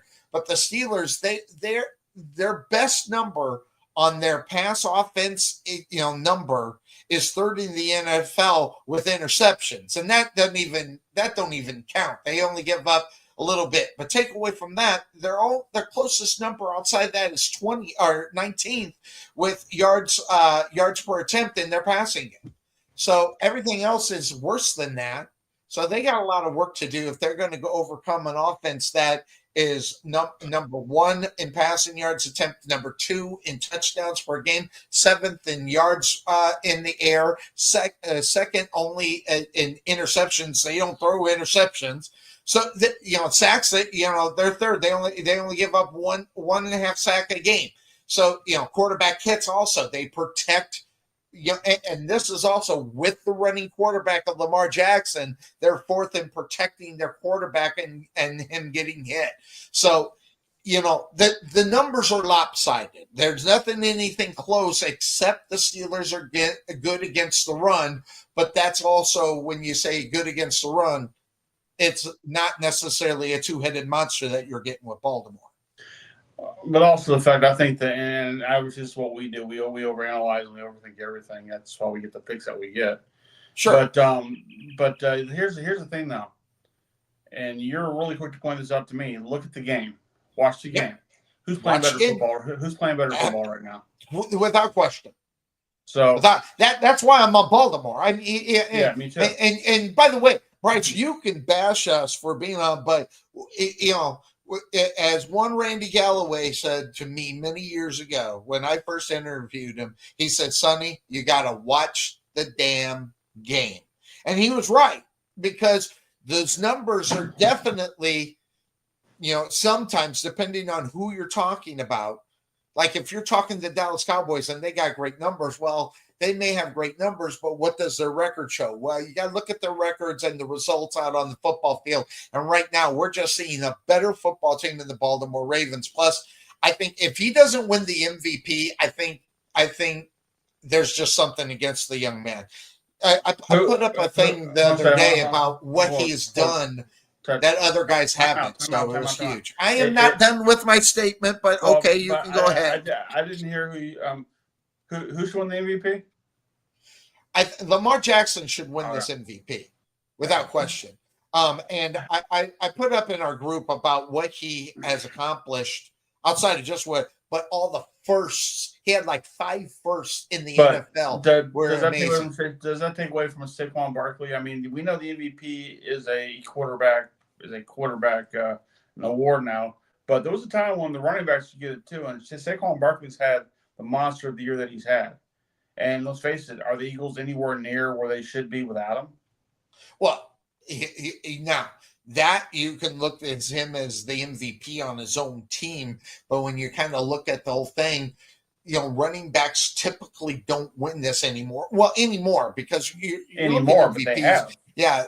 I'm not, but you gotta go a ways back before you can talk about. And I don't even know who it was. Smith? Maybe Adrian Peterson, maybe, I think. Didn't Ezekiel Elliott get it his rookie year? No, he didn't. He might have got rookie of the year, but he didn't get the MVP. Okay. So we're talking MVP of the whole league. And usually, I mean, like I said, I think you got to go back to Adrian Peterson. And Adrian Peterson had a great year. You're talking over 2,000 yards when he won the MVP. Matter of fact, I still have that. Here it is, bang, right here. I'll put it up there. I mean, so looking at Adrian Peterson, he had 2,097 yards. And looking at what Saquon did, I think is 2,023 yards or something like that. So, yeah. 2006 was the last time running back had it. For him, Sean Alexander had it. Then there you go. Sean Alexander, which, by the way, why is that guy not in the Hall of Fame? If Frank Gore should get in the Hall of Fame, Sean Alexander should get there before him. Frank Gore's not in the Hall of Fame, sir. So back off. Marshall Falk had in 2000. Terrell Davis had 98. Barry Sanders 97. So yeah, I mean it's a quarterback. I mean, Hell, Steve McNair Now had it is. Now it is. Dude, Rich Gannon had MVP of the year. Yeah. Well, Rich Gannon, when he won the MVP for and if I'm not mistaken, he was playing for the Raiders that year. He blew everybody away. He just played that much better than everybody. Matt Ryan had in 2016, probably before the Super Bowl. I mean, this chance for. I mean, and now let me ask you a question. If Lamar Jackson gets this, he gets back-to-back MVPs. Who's the last guy to do it back-to-back? Oh God, who was the last one that did it? Was it Peyton Manning? Maybe. Close. Trying to think. No, actually, it's Patrick Mahomes, 2018, and actually Mahomes. Yeah, there you go. That's right. Well, no. Who was that before that though? Who was it before Mahomes? Time out. I was wrong. Aaron Rodgers had 2021, 2020. So there you go. It was Aaron Rodgers. That's when the guy was good. So he's not a good. Hey, the funny thing is, his number wise, he had a good year. He was with a bad team, and yeah, I mean, it's the Jets. The Jets. They did make the playoffs and kind of made a little bit of a run, but not enough. I mean, they get past the wild card. Well, you got to prove how good of a football team you are. You got to get past either you need to get the bye or get past that wild card round. And if you can win in the divisional rounds, that's where you want to really be in reality. Going into the conference championship, of each one, that's where you really kind of want to be. That's why teams like, that are looking like the Dallas Cowboys. I mean, you think about every year they want to be in the talks of Super Bowl, doing what they're doing. Well, they got to get to the NFC Championship game, for God's sake, and they haven't been there forever. I got one for you. Who was the last kicker to win MVP? Ray Guy. No. It's the only one that was worth a shit. Oh, hold on. Wait, is it the Baltimore Ravens dude? Is it? No. What's it? No. Oh, win an MVP? Yeah. A kicker to win the MVP? God, that has to be years and years and years and years. 1982. Well, like I said, almost. That's 40. That's 42 years ago. Yeah, that was Mark Mosley. You know what, Mosley? He's a great NFL. He is a great NFL. Dude, I love that he would back up 2 steps and just kick it. Oh, and he kicked the shit out of it. You're right. He was Redskin, right? Yeah. Yeah. So I'm so sorry. He was a Washington Commander alumni. No, he was a Redskin. Back in that day. So but I just like today's game. Looking at Baltimore. Baltimore is far and back. And listen, you can be under an illusion. You can hope for the best with the Steelers, which, by the way, they can pull them out. They've done it. But, man, on paper, when you're looking at paper and the eye test, both of them, that's all up on Baltimore's side of the football field. Yeah. So, are you on Baltimore today? On Baltimore. All right. So. Then let's take the step back and go back to the game that I was talking about, going to the Chargers and the Houston Texans. Tough football game. I think this is the toughest game to pick this week in reality. So looking at the Chargers, you know what the Chargers are about. They're a better football team with their new head coach. They turned it around. Oh, by the way, you got to see this. Let me put this, because when I found this, I thought it was interesting. Look at the AFC is on the right side, the NFC is on the left. Look at those numbers. Look where the changes for the Chargers are. The Chargers, with a big time change in 6 games, go 5-12 to 11-6. I mean, huge stuff for them. Houston stayed pat at 10-7. But look on that other side at that +8 with the Washington Commanders. So before we talk a little bit more, I want to say, Coach of the Year, who do you think it is? Do you think it's Dan Campbell? Which, by the way, Dan Campbell went from 12-5 to 15-2, which is incredible. Listen, them getting back to 12-5 is amazing. The fact they went 15-2 is nuts.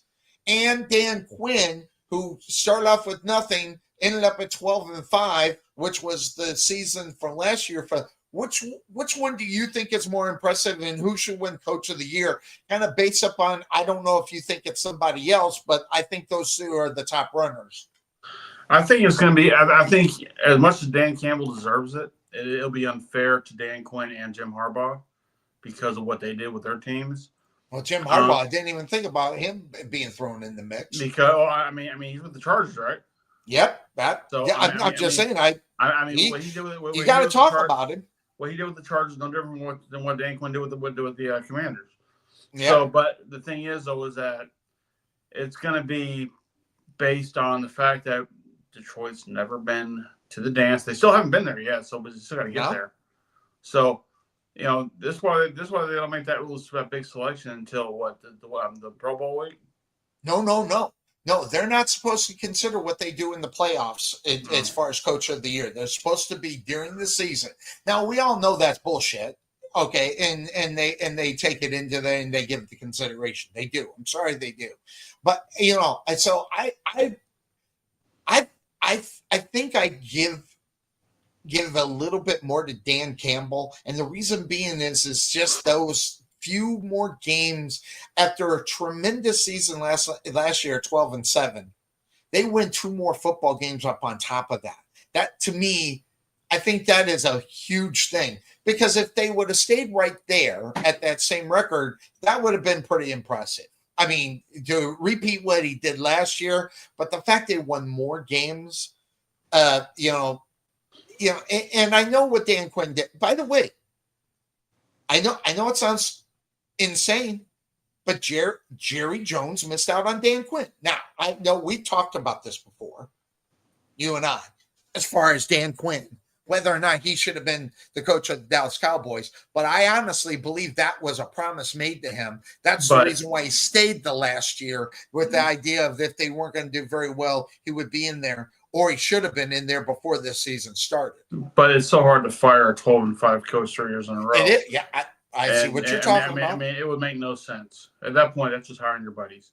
Well, hold on. It's Jerry Jones. When was the last time he's done anything to make a lot of sense? Oh, I know. I'm aware of who we're talking about here. But, let's face it. Right now, Mike McCarthy is still coaching the Cowboys until the 14th. So we'll see what happens. Yeah, interestingly enough, but do you think he stays? I mean, but because I'll throw this out here. There's some teams out there that need a head coach. And there's some teams that are not in the best division that might be a really good pick. Now, I said, I don't know how much you heard. If the Jacksonville Jaguars hire him, I'm not going to be happy. I don't want him. However, I'll live with it because it is better than what has been sitting there before. Can he make a change to make the Jaguars better? I don't know. But other teams, how about the NFC South? The Panthers, they're looking for a coach. The Saints, they're looking for a coach. I think you said the Saints. You were thinking Mike McCarthy. Yeah, I agree with you. I've kind of gotten away from the Saints, though, because they're not showing as much interest as I thought they would. Yeah. But then again, it ain't like he's able to go out and interview anybody right now. So, because he's still under contract. So, and plus, Jerry's not letting them do it, which is the Bears asked for permission to talk to him. They said no. Again, he's under contract. So yeah, until Tuesday. So Tuesday afternoon at that time, 5:00, he'll be on a plane on his way. If I was Mike McCarthy right now, I say, okay, you mean to wait? I'll wait. Mm-hmm. And then when that time comes, now you're going to wait for me, bitch. Yeah, because guess what? I'm not going to re-sign for the same amount of money. Yeah, and listen.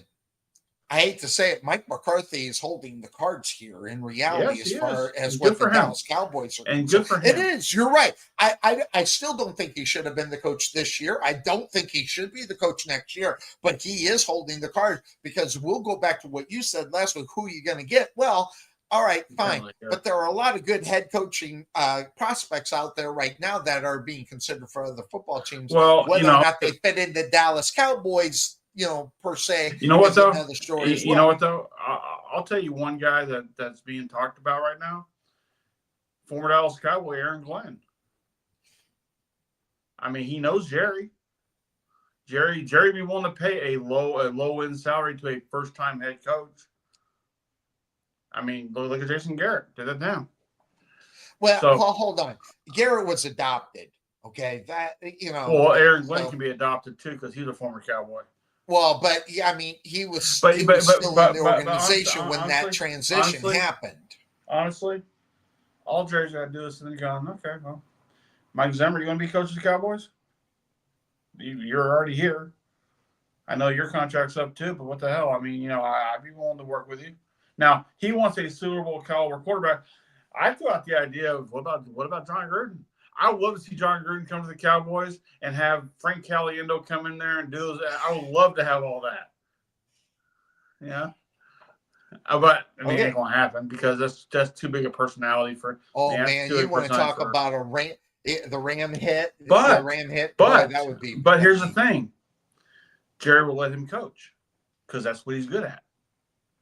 Keep him out of the front office. Keep him out of all the bullshit that a lot of coaches want to be a part of.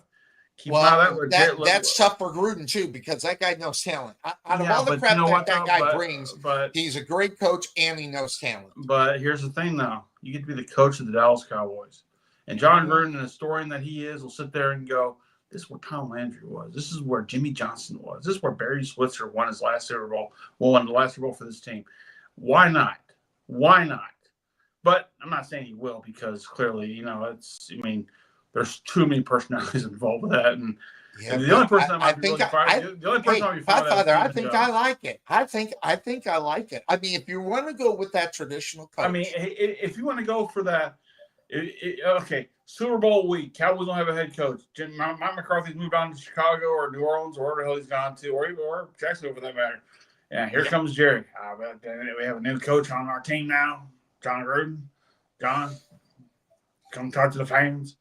I mean, I love that, but I can want in one hand, shit in the other one, see who's going to fill it first. So, I mean, yeah, exactly. It's one of those things to where Jerry's throwing out the 500 number again, which is never a good thing for him to do. Never. There's 500 coaches down there at the Senior Bowl that I can talk to, and several have won Super Bowls, some have gotten Super Bowls, and whatever. That's all well and good. Aaron Glenn has not gotten to the Super Bowl yet. Not until this year. You'll see what happens. But what gets me is the phone call that Tom Brady made out to Bill Belichick. Exactly. Saying, hey, $10 million to buy you out of North Carolina, have you come to the Raiders? Where do I sign? That's a drop in the bucket for them in reality. Even for Brady. Even for Brady, because then you got to ask that question to Bill Belichick. Does he want to get back into the hustle and bustle that is the NFL? To me, it seems like college would be more work in reality. I don't know. Just like think of it this way: Would you rather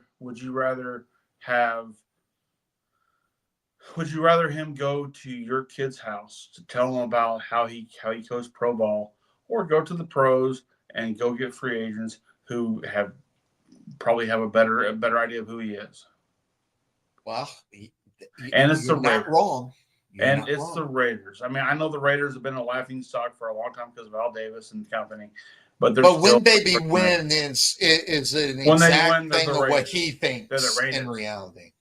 And not only that, I was watching a video about a former Patriot and the idea of who and what Tom Brady is. Tom Brady, when it comes to football, when it comes to practices and is 100% business. This is about winning, a winning organization. I'm a winner. This is what I've got to do. I got to show other people what it takes to be a winner. And people, and listen, it's not the first one to say his intensity level of wanting to win and perfect what he does is so far above everybody else. It doesn't surprise me that he wants to look for that same caliber as far as figuring out who's going to coach that football team over there. Plus, college football's changing. Let's face it. Who's the highest bidder? No question. Now, I know they're trying to pass laws right now to legislate some of that stuff to make it more of an even kill for some teams. But let's face it. You have the chance to go play for $6 million for University of Texas or North Texas. Where are you going to go? Well, or stay another year and play in college for $4 or $5 million. You're not getting that heading into with those rookie contracts out of the NFL. Look at Carson Beck. He's transferring to Miami next year. It's a good point. Good point. So, I mean, I have him drafted on my Madden team next year for about that ain't gonna happen now. So, I mean, it'd be weird. It'd be weird. I mean, look, it's the whole college landscape with the playoffs. The playoffs have been phenomenal. Okay, for those who are watching, Yes. they've been phenomenal. Do we know Ohio State is probably going to beat Texas? Yeah, I think we kind of knew that. But at the same time, it was interesting. Now we have the Quinn Ewers and Arch Manning rivalry going on here, which, it'd be fun to see what they do next year with that because Quinn Ewers still got to play next year. Yeah. So is he going to stay in Texas? Is Archie staying in Texas? I don't know. I don't know because it's going to. There's still an opportunity for him to go into the portal, so it's for him to move on. And there's so also a chance for Arch Manning to go into the portal. He must. I know this sounds insane when I'm going to say it, but I'm pretty good at it. Why? Just declare for the pros. Arch Manning needs to have a sit down. Hey, listen, Arch Manning needs to have a sit down with Matthew McConaughey, and there you go. Because Matthew McConaughey going to make everything all right. Okay? Well, we're going to money hall. I mean, Archie Manning's going to make $4 million. The guy hasn't even, played a handful of games, and he's going to make $4 million next year. So he plays like a high schooler coming out right now. He's a little too over his head, but $4 million in the bucket. Sit there and learn under those Steve. What's his last name? Sarkisian. Sarkisian. Yeah. Yes. Yeah. But, anyway. but the name Manning. The name Manning, is what it is. The only thing that screws all that up is if they change their head coach. Well, I don't think they are. No, they won't. But what if he goes to pros? Not that he would, but what if he decides to go? Listen, I think he's already interviewed, for a few of them out there. Yeah. So it's just I mean, if he goes somewhere else, that's going to screw up Arch Manning completely, because. That's one thing these coaches in college don't understand because they don't give a shit. Because while they're all about your kid coming to their program and everything else, they get a better job. They're fucking out of there. Well, that's where we live in. It's a very valid point, and it's very, And I got news for you. Young quarterbacks in the NFL have the same issue. They come to a team that was probably the reason why they're our first pick in the draft is because that team sucked last year.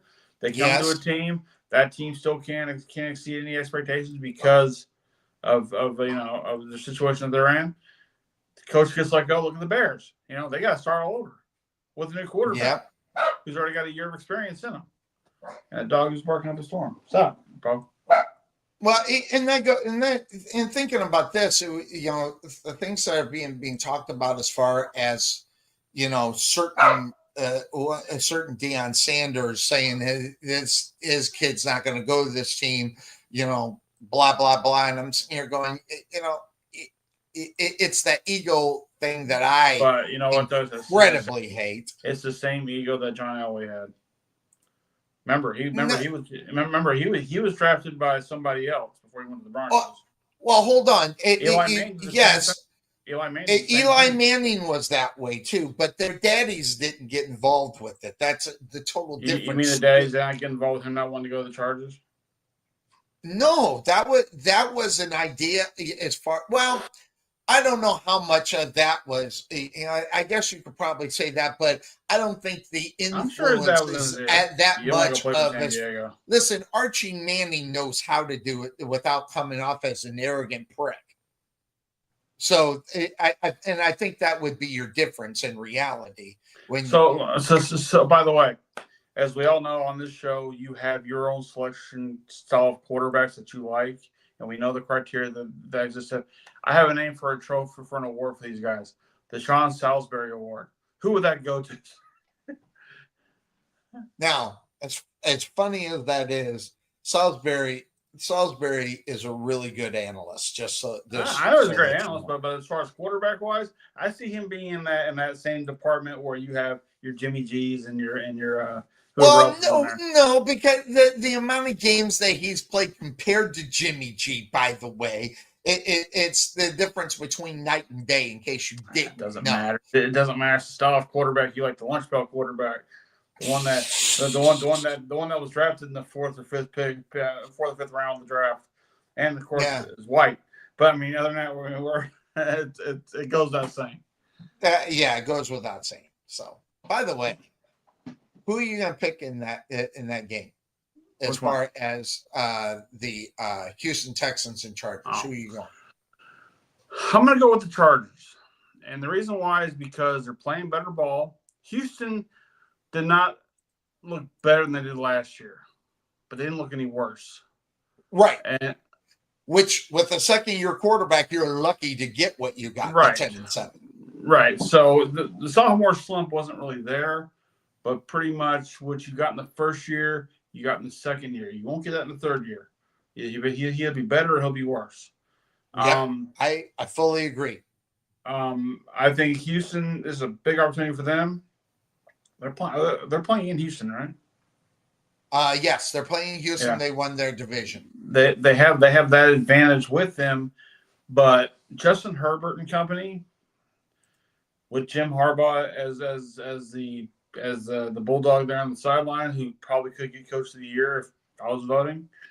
I could see them doing a little Michigan, making this team better than what they really are.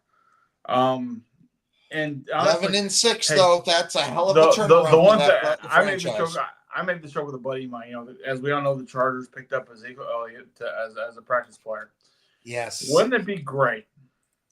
Somehow, some way, they get to Super Bowl, and the 4 times Ezekiel Elliott touches the ball, he falls 1 yard into the end zone for a touchdown. He finishes, gets MVP, 4 yards, 4 carries, 4 touchdowns, Super Bowl MVP. Yeah. So much gas in that tank. You never know. I'll tell you. It won't happen. But I was telling my buddy that he was laughing his head. I was saying, oh, my God, that would be so great. About Ezekiel Elliott being a Super Bowl champion before Dak Prescott. It's just like, not Dak's fault. Not Dak's fault, though, because let's face it, he got hurt this year. You can't fault the guy for getting hurt. I mean, well, no, but at the same time, right, I know. Yeah, I know. Yeah, it's one of those. Look, it goes like saying the Cowboys' first winner of the Aikman era came under Steve Walsh. Well, yeah, but and against the Redskins too.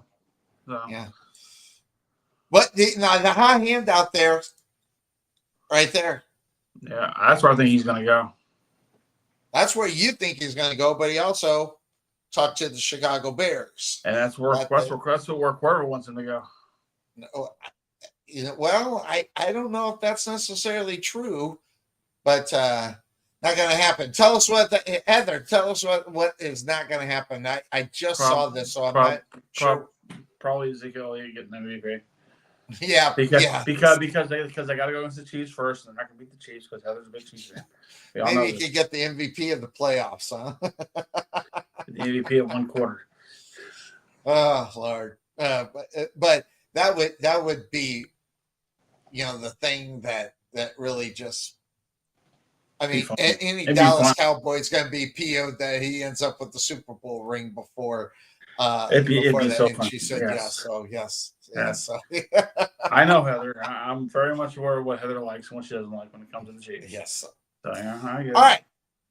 That being said, the Broncos are heavy underdogs, 8.5 against the Buffalo Bills in Buffalo. Buffalo Bills 13-4, Broncos 10-7. Listen, another football team that turned itself around, got a new head coach. Look out, I don't know. It's not necessarily a tough game. I know exactly. I didn't need to look at the numbers to figure out who I'm going to bet. But the simple fact of the matter is that the Broncos are there doing what they did. Listen, with that rookie quarterback, listen, I believe me, when I say our rookie quarterbacks suck, they suck. But this year we got 2 rookie quarterbacks that just made, but out of all of them, only 2. So it's just like, but still, and also with the head coach, Sean Payton, being the prick that he is, and doing what he does, his coaching style, and Nix is able to handle what is coming at him. from the coaching position. He's handled Sean Payton probably better than most, better than Russell Wilson. But although Russell Wilson kind of put it in his face, but he just performed better. So okay, yeah, you're right. Okay, I thought I heard you wrong on that one. No, but look. The question is, do we believe in Bo? Do we believe in Bo Nix? And well, he's a rookie. Of course not. Not in the playoffs. Unfortunately, I switched my phone number, so it's Carla can't text me right now. Look, they're playing in Buffalo. Buffalo wants this. Buffalo needs this. They need to get to the Final Four for sure, and be in the conversation. Can we beat the Chiefs? Can we be that team? Some will say no. I know one person in particular who will say no, but look, I applaud Sean Payton for this year. Not that he deserved Coach of the Year candidate stuff, because he was very lucky to get the pieces in place and do what he had to do. If he had to redraft, if he had to redraft right now, they wouldn't get Bo Nix. He'd be somewhere else. So very, very lucky. Again, Bo Nix was a college quarterback no one took serious. They knew he was a name. They knew he was going to be somewhere, but no one, people discarded him. I mean, J.J. McCarthy was before him. Jaden Daniels was before him. Hell, even Caleb Williams was before him. They're all pointing in those directions. And Bo Nix are going, I play a pro-style offense here in Oregon, but if you want to go get somebody else, go ahead. Then he takes his skills, goes to Denver, and look what they've done. Now they're turning the entire place around, because 8-9 last year, still saying you're kind of in the hunt, even though they had a really off year last year. Yeah, absolutely. Absolutely. So, they're lucky they have the piece in place to put him there to succeed. What they need to build on it for more next year, so they get a bit further. That can happen next year with that team. Now, will he have a sophomore slump? Same thing about any other rookie quarterback. He might play just as good as Stroud's doing for Houston. Play the same way and just don't make those mistakes. But that's the biggest part of a rookie, is not making the mistakes. That shows that you are the rookie. But I think for this game, I think the Bills got it. I think they're the favorites on that. And what's interesting though is, because in our league we do confidence points. That I like that. I do like that a little bit, because it makes you look at least the 4 games this weekend and go, okay, well, who are you really not sure about? Or the 6 games this week, who are you really not sure about? And this and that. And you said the hardest game was probably the one with Houston. I think it's the hardest one Chargers. to pick. I think the Bucs and the Washington is going to be the hardest one to pick. Well, that's the next game that's up on tap outside of that, because I think we're both on Buffalo. I just, right now, the full squad of the football team, never mind, Allen at the quarterback position, but the whole team as a whole, the Buffalo Bills are, especially defensively, they're just better. Then you throw up on the fact that you have Josh Allen that can throw for 3 touchdowns in this game. And this could end up being the blowout that maybe some that are looking at, and the number that they're talking about as far as the spread is concerned could represent as well. But Buffalo, I think is the easy pick as far as that is concerned. But the Commanders and the Tampa Bay Buccaneers, the Buccaneers at home, they're 10-7. The Commanders 12-5. And I'll be honest with you, in this game, they're the ones I got the least amount of confidence points in. Well, I think I did that too. Let me look. Here's my confidence point. Yeah, that actually no. Monday Night Football was my lowest confident one. But take away from that, that being said, it's still low up on it, and I was looking at all the games, and I looked at it, and I asked myself, which games are where either team could win. All of them but one. I had the Buffalo. I think Buffalo just has a huge game in reality. in that. But you also look at some of the other numbers as far as point spread and everything. Baltimore's point spread is incredible over Pittsburgh. Yeah. But it wouldn't shock me if somehow Pittsburgh came back and won that game, because that's just kind of the way they kind of do stuff. You got the whispers of Bryce in your ear, don't you, sir? But you also got to get the Pittsburgh Steelers out of what they've done for the last few times in the first round of the playoffs, just like the Dallas Cowboys. Not so much the playoffs, but the last four games. They're stuck in that round. I know, but they got to get over the fact that they got to get past the first round of the playoffs. Right. But honestly, to do that, you have to be. Look, it's easy to look back at as a fan. It's easy to look back at last year and go, "Well, they got to do better than they did last year." They're looking at their team right now, saying, "Dude, we got to get a win here." It's been 5 weeks we've had a win, right? And we have to do something now. No, we can't worry about what we did last year. We got to do it now. And let's face it, this is do or die time. This ain't the NBA, Major League Baseball, or NHL playoffs. You got to win today or not. And interestingly enough, Washington in the last 5 games are 5-0. The Bucks are 4-1. That one being against the Dallas Cowboys, which I was the only one that picked the Denver. I think it was the Dallas Cowboys they lost to. Yeah, it was. And more in the fact that the last loss the Commanders had was against the Cowboys. That's where I was going. Both of them, but you got to go back 6 to 7 weeks for the Washington one. But who's riding the most right now? Obviously, the 5-0, Washington. But how were they getting it done? I mean, Washington. How did they win their last 5? Well, real simple. They beat the Dallas Cowboys by 4. They beat Atlanta by 6. They beat the Eagles by 3. They beat the Saints by 1. That's the one that I hate to see, because the Saints are so bad. And then they just blew out Tennessee. But when you look on the other side of what did Tampa Bay do to get here? Well, they got the win against the Saints, and they got the win against the Carolina Panthers. Blew out the Panthers, but the kind of close game, even though the number doesn't show 27-19 against the Saints. But the loss again, like to your Cowboys, but a big time win against the Chargers in Week 15, and not just a win; it was a blowout win, 40-17 in reality. I mean, and if you even want to go to the week before that, they got a 28-13 victory over the Raiders. So who's been doing it best for the last 5 games? Well, the 5-0 record says that it was Washington, but when you look at the numbers and how Tampa Bay was beating certain teams, that's what makes this game really interesting to pick and where it will go. The difference between 4-1 and 5-0, hey, that don't mean jack squat in the NFL. That's semantics when it comes to that. That's just basically exactly you play. Fact is, how are you playing going into the playoffs? Absolutely. And the thing is, it's that hot hand. Who is going to be that effing team that walked out of Week 18? Now they will not lose another game the rest of the year. That's that one team. Only one team does it. So we'll see what happens. And again, this game, I've got the Bucks doing it. Home field advantage is going to play a big part of that. I think the noise can really startle the young quarterback. I think he's going to make a few mistakes that he's not ready for. He's made a lot of mistakes. I mean, I saw him make some mistakes against the Cowboys in the last game.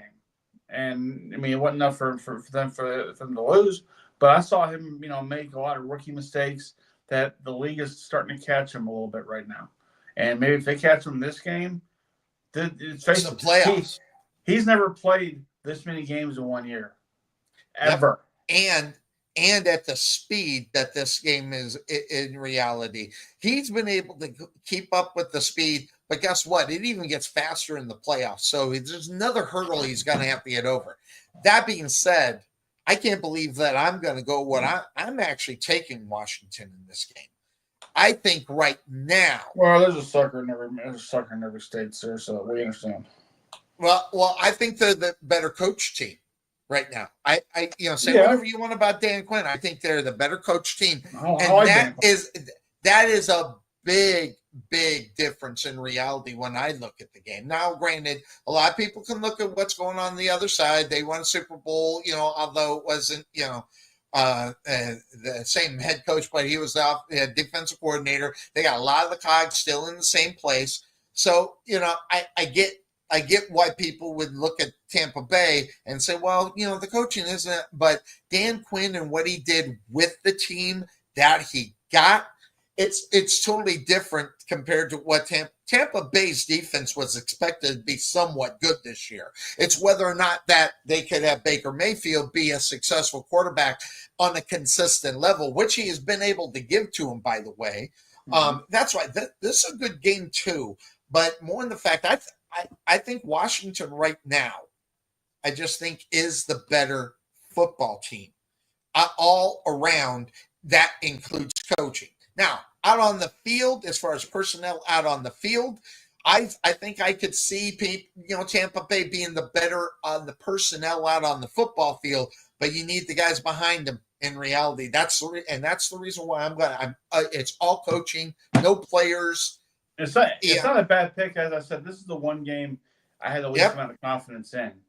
Yeah. But, well, like I said, all these games were, you can pick any of the games except Buffalo. I think Buffalo is just that one that just slaps you in the face. They're going to win this game, probably no problem. But outside of that, the other 5 games, you're going any of these guys. Watch it be the one game that does slap us in the face. Yeah, exactly. So, yeah, So, watch us be wrong about that one,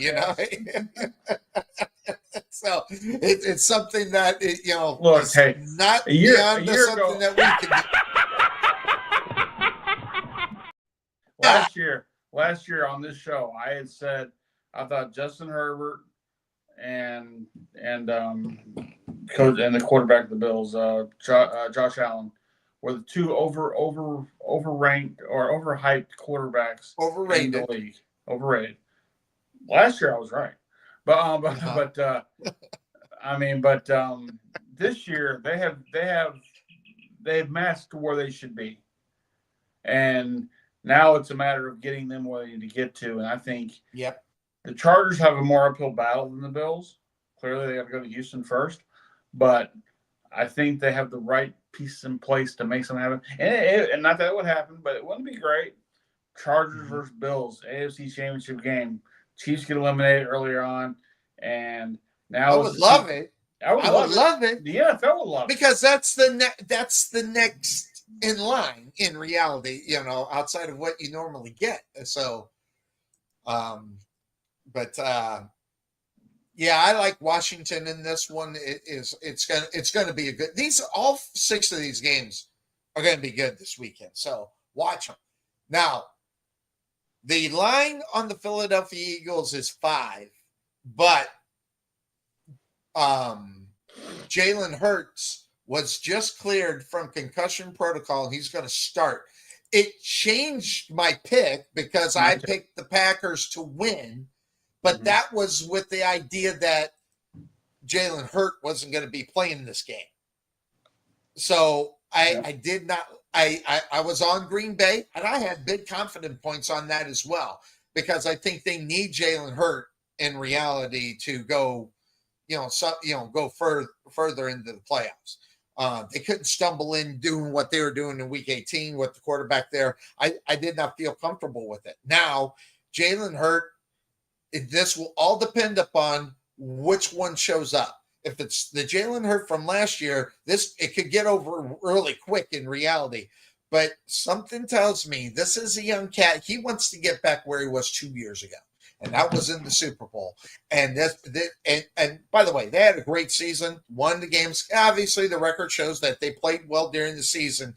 Now it's time to put up or shut up, and Jalen Hurts needs to see if he can be that next guy that can get back to the Super Bowl after they lose it. That's another thing to be looking forward to this. You can't tell me that's still not in the back of his head. Can we get back to the Super Bowl with us losing the Super Bowl? So, it's one of those things. I'm sure it is. And the thing is, Jalen Hurts, he's fortunate to have the team around that he has. Because you take those key components away from him. Yes. Look what happened last year when you had running back. Absolutely. Look what happened last year when they lost their confidence. I mean, they fell apart big time. and he's an emotional cripple on the team in some cases. He can be. I agree. Because he And looks like he's whining over on the sidelines a lot. He just, yeah, just sitting there. like They pick great times to get a camera on him to make you think, God, what is this guy's problem? and the bad thing is, I mean, if you're going to be analytical about it, what's the difference with him and Kyler Murray? Well, one's a winner and one's not. Right, but the thing is, though, is that it is all it takes is just a few bad moves, and all of a sudden Jalen Hurts is right in that Kyler Murray camp. I think I agree with you. That's a great point. And the thing is that he is so fortunate that A, he's got a running back, B, that running back did not get hurt, and C, when people have figured out the running game, he's got a hell of a pass game he can go to. Absolutely. And they're going to be in the conversation for sure. Oh, I agree. Will it be the Lions? Will it be the Eagles? Will it be, whoever that may? I mean, they're definitely going to be in that conversation. As a fan of the NFL, I want to see new blood in the Super Bowl. I want to see the Lions. I want to see the Vikings. I know the Vikings have been there before, but I want to see them go because they 77. Yeah, it's been a while, been a minute. I mean, you think the Cowboys have been suffering? They've suffered longer. So, and they had never won a Super Bowl ever. They've been to 4 times and lost to the Raiders and the Steelers a bunch of times. So, it's just one of those things to where, this year's playoffs, taking my team out of the equation, which I'm fine with because they didn't belong. But I mean, this is going to be a really nice playoffs run for any team, and it's going to be hard getting there because everybody's going to want this differently.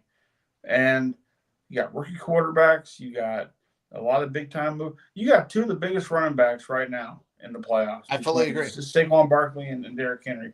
Both guys have almost rushed for 4,000 yards. Almost. Yep. And that's a big wow to have those 2 solid because they could have had a great year and been 8-8 or 8-9, 9-8, whatever.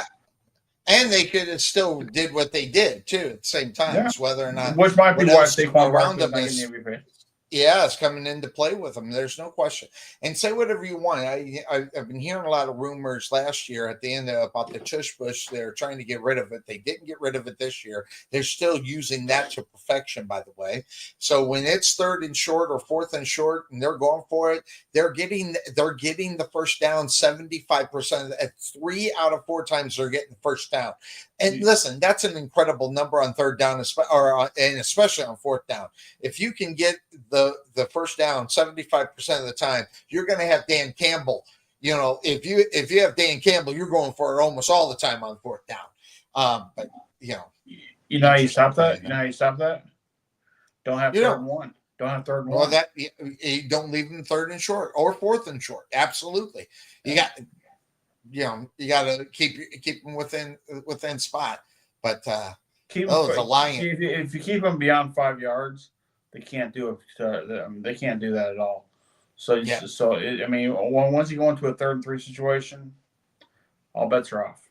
4th and 2, all bets are off. I agree. Yep. So and whether or not they punt, that's also something that plays up on it. Well, you stop them on 3rd down. And that's normally one of the biggest keys in the game is 3rd down. But when you got the Philadelphia Eagles, it's not just 3rd down. You got 4th down too, especially if it's short. You got that. So it's not you just stopped them on 3rd down. Now you got to turn around and stop them on 4th down. What's funny? Anybody growing up in this era has played man football at one time or another. We've all gone for it on 4th and 17. We all have. A lot of us have made it. I wouldn't know, but okay. Yeah, but I mean, the thing is, we're watching football being played at a Madden level, a Madden football game level, and there are the so-called experts out there that'll say, "Go, I wouldn't have done that." I'm like, dude, that's the feel of this game nowadays. We got 4 downs to get 1 first down, and they're utilizing almost all 4 downs nowadays.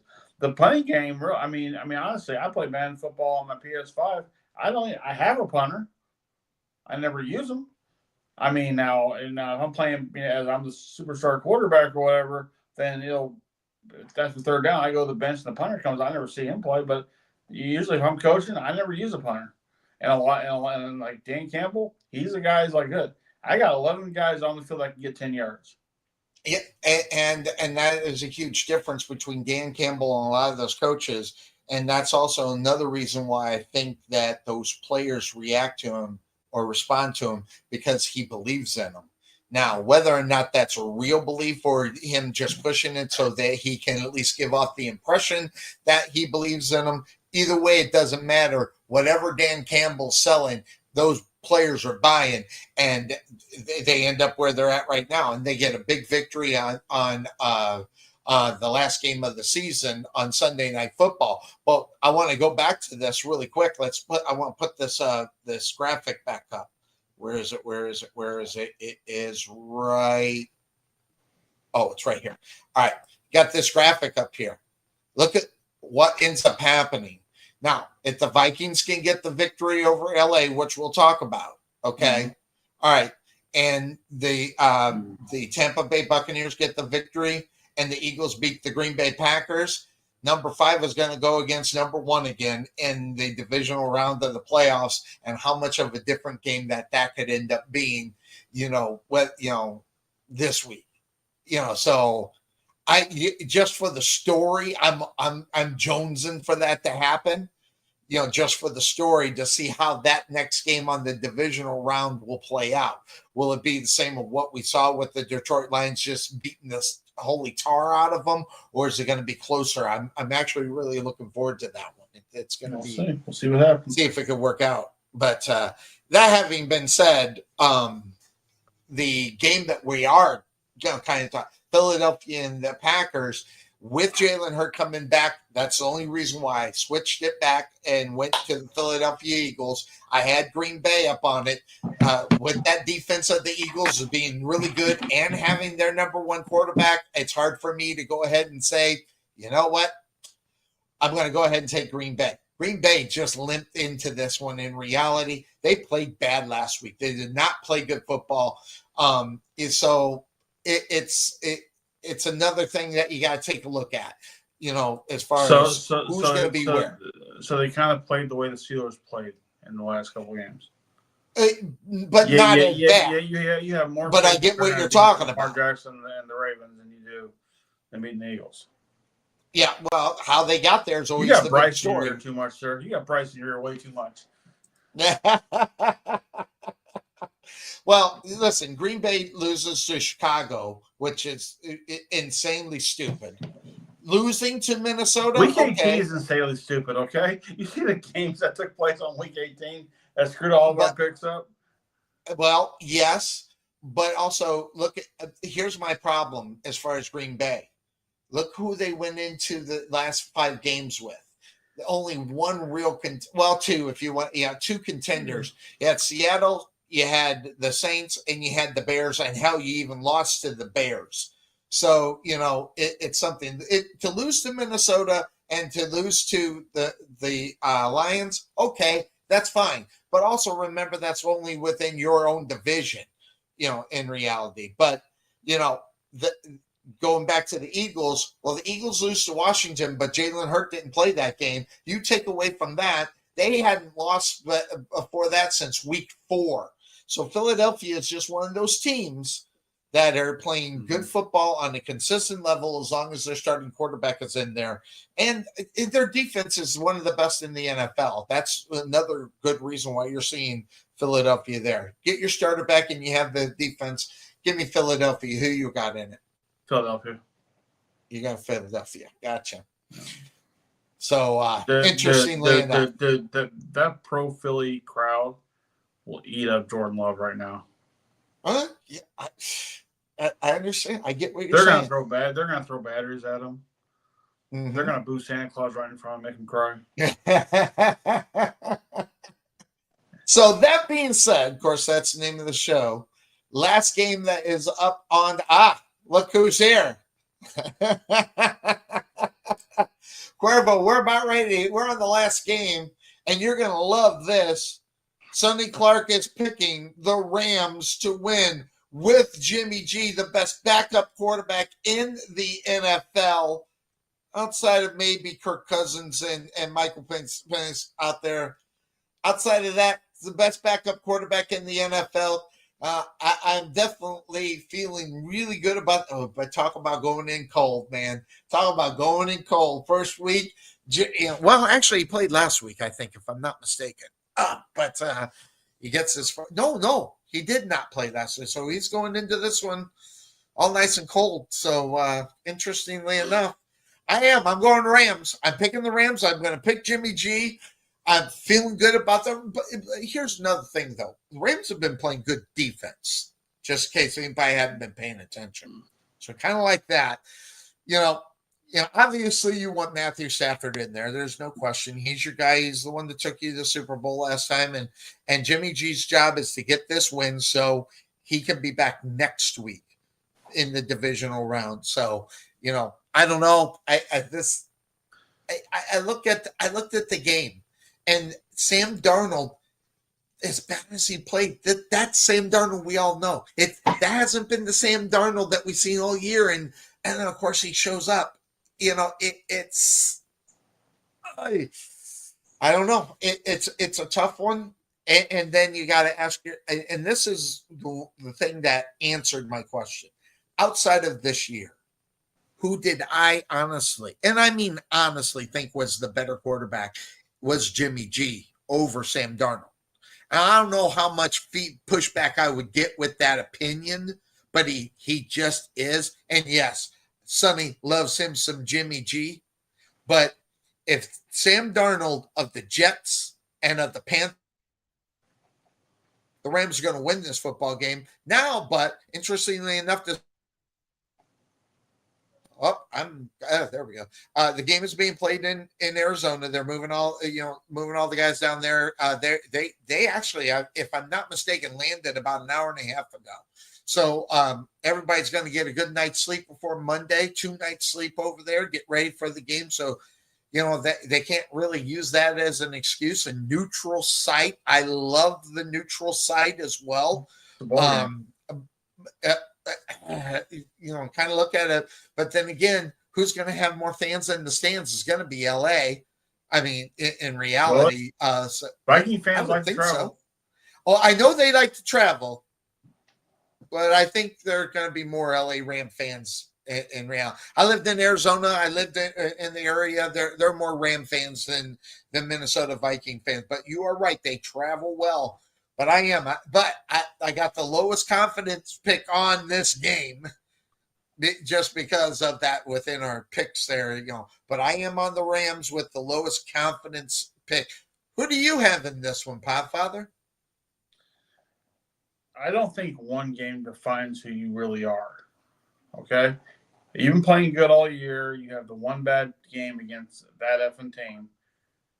I don't let that thing define you one way. Plus the fact you're playing to not get hurt. And the other team has just got their foot on the gas and they're just going. So I would think Sam Darnold's looking at that going, I want to see him in the divisional round. I want to get there when the game's going to really matter. Yes. Does he have the right to say that? Probably not. But, if you're a competitor in this game, if you're a quarterback that wants to be taken seriously, that's kind of the mindset you got to have. Look, this is a game we all want to be a part of. Yeah, we know. We're. You said it yourself. Jimmy G ain't played a down all year. Okay. Yep. So it's going in cold. He's going in there, no lubrication, just raw dogging it. Boom. Straight like that, right? So, does the team know how to play with him in matters like that? They haven't had all year to work on that. So, they had practice, but, talking about practice. You're talking about practice. talking practice.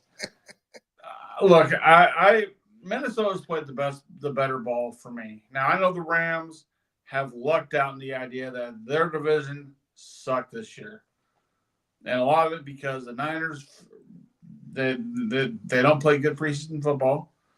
Well, we know that the Seahawks are the Seahawks, and whether you're a Geno Smith fan or not, I mean they're going to be a 500 team one way or the other. So either you're lucky to beat them or you're lucky not to beat them. The Vikings have been playing good ball the whole year. You don't get to the record you get to by just being lucky. Facing absolutely nobody. And when they got whooped by the best team in the NFC. Yep. So, give me the Vikings on this one. I didn't have I think I had enough confidence points in this one where I trust the system more in the process of the Vikings more than a backup quarterback coming in to be the saving grace. Just because he's Sonny's guy doesn't mean that he's going to be the end all be all for me. So Jimmy G is Jimmy G. Is he great? He's great in his own right. And Sonny's world is in the Hall of Fame. So no, not going in the Hall of Fame. No, but I got some love for Jimmy G. No. He's in the Sonny Hall of Fame. Okay, I didn't say nothing about it. Okay, I could put Sonny love. Yeah. Only whites allowed. But Sonny love. But no, I think the Vikings got it this week. Yeah, it wouldn't surprise me. And honestly, the game not being played in LA helps Minnesota. I think you're right about that.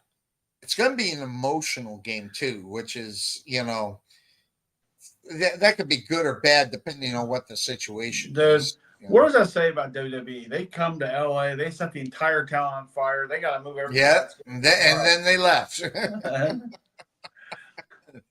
Yeah, so they got fire going all over the damn place now. By the way, all right, so I'm going to ask you, okay, so you're on Minnesota, right? Yeah. I'm on the Rams. Low confident points. But that being said, Hulk Hogan get booed. Were you surprised by it? No, because this generation of fans who is more social media relevant, I guess, they've heard the lies that he tells. I don't think him pushing Trump was anything because Undertaker had Trump on his TV on his podcast. Yeah, but here's I think might be the difference. The over the top love that Hogan had. Yeah, for him, I think is a part of it, don't you? I feel bad for Jimmy Hart. He didn't deserve that. He's there waving the American flag and booed for that guy just wants his paycheck. I do feel bad for him, but he is happy he gets his paycheck. Look, and plus the idea they're thinking about turning Hogan back to heel is stupid. No, just keep him off TV. Look, here's the thing. If you put Ric Flair in the same situation, he wouldn't get the same. He wouldn't get booed, but there'd be a big disinterest factor going in. How is this relevant to our show? Right. And the show itself, 4 matches, 3 hours. I know. Didn't have a problem. I watched the whole damn thing. Didn't have a problem with it. Didn't have a problem with any of the champions not having a match on the show because it looked to me like what UFC would do. UFC would have their champions in that ringside, and they're all by the same company, so why not? So they're all at ringside. They're watching. This is great. Watch it. Wait until I show up on here and defend my title. Mm-hmm. I like that. You had a great main event. You had a great opening match. The stuff in the middle is why it's the stuff in the middle. And, plus you had the moment. Rhea Ripley, the next phenom of the women's wrestling, having that little send-off from The Undertaker, who's on everybody's Mount Rushmore. The whole Hulk Hogan thing getting booed here, look, we knew he was coming, okay? We knew he was going to make an appearance and everything else. That's and great. If you didn't, you weren't reading or don't know what the WWE is all about because they do that. But interestingly enough, they didn't start the show off with him like they normally do. So that's another. They shouldn't because you start off hot. That's how wrestling is nowadays. Start off with a hot match, finish with a hot match. Everything in the middle just kind of gel together and kind of we'll pick it apart as we go. Drew and Jey Uso having their match. It was what it was. I mean, it was forgettable. Liv and Rhea. I didn't even watch that. I did fast forward through that. Yeah. But again, everything has a purpose, right? Now, the only thing that had a purpose was Hogan showing up to promote his beard. Now, he was doing that because his beer is a sponsor on the mat. So, Okay, fine. You're paying some dues here a little bit, okay, for him. You're helping him out. You see how he's walking nowadays? Yes. That's 20 back surgeries. That's Yeah. different hips, different knees, different everything. So if the guy wants to go out there and go, let me tell you something, brother. Fine. That's what wrestling was. That's not what wrestling is. We saw what it is today with CM Punk and Seth Rollins. They put on a banger of a match. I don't think it's the only match they're going to have, although I think they should wait a while to have their second match. I think Tyler should be involved in one or the other. But, make the stakes bigger, as it were. But I do think that, pay a little homage to hell, they got Goldberg coming out on the 27th here, the next time you see Roman Reigns on Raw. So you have those two people coming on the show. Why are they bringing Goldberg back? Just for the viewership? One last match, probably him and Gunther or whatever the deal is. Just have what it's going to be. I stopped watching after he damn near crippled the Undertaker. But not only that, he got paid I think he got paid $3.5 million to almost take out the Undertaker. And whatever. Now look. Here's the thing. They're doing something Vince never would do. Vince never acknowledged the past. He always moved forward. To get where they're at now, Netflix, worldwide streaming, 4.9 point rating on a streaming service, which is not bad. It's huge. I mean, that's not bad. That's amazing on the streaming service. So the idea of saying, okay, well, look, this is the premier show that all the talent wants to go to. You want to go on USA on SmackDown? Great. You're going to be on CW with NXT? Great. Work your way to Netflix because that's the future. That's tomorrow. That's down the road. I get all that. And that's why I don't have a problem with the 4 to 5 matches on a 3-hour show because you have stories you can tell.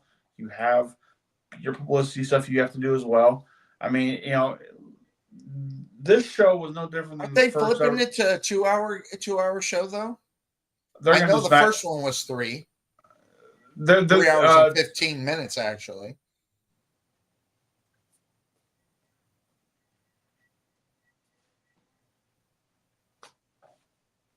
I'd like to talk, but I was just waiting for you, asshole.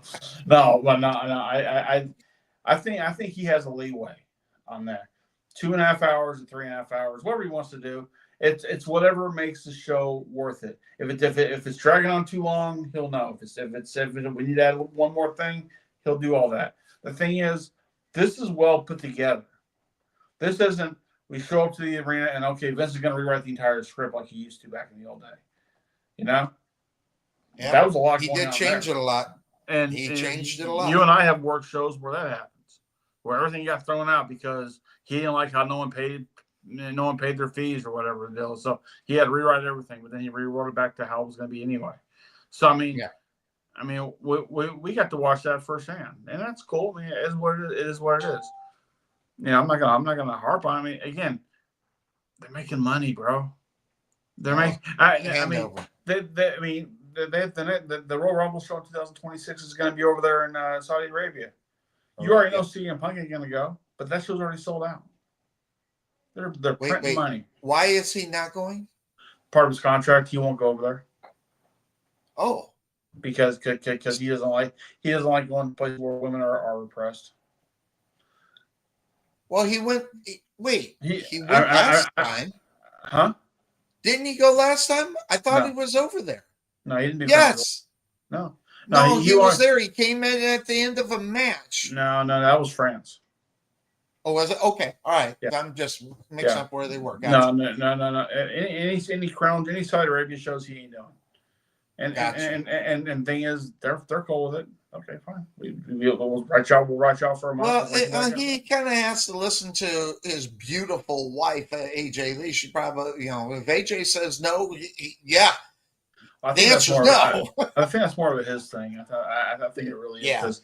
Because he looks at this whole thing like, look, I get why y'all going over there. I'm not going to be a part of that. And there's more than enough talent. When he was across the street, there was something going on where they were oppressing women, and he wore the T-shirt and everything. I went to that one. Listen, you're right. Saudi Arabia and Arkansas, you won't go to those places. So, yep. Definitely. I am going to be walking across the street over here on the 19th, I think it is. TNA is going to be across the street. So I'm going to walk across the street. I don't have to pay. I don't even have to pay for parking. It's great. The parking's $25, man. Damn, and that's how much the ticket is. Because if it's not ringside, it's 25. Nick Namath, Dolph Lundgren, Dolph Ziggler re-signed his contract for another year there. So yep. And so I'm wondering if he's gonna how they'll work him. Well, and also Sheamus signed another 5-year deal with WWE in his last contract. So really, yeah.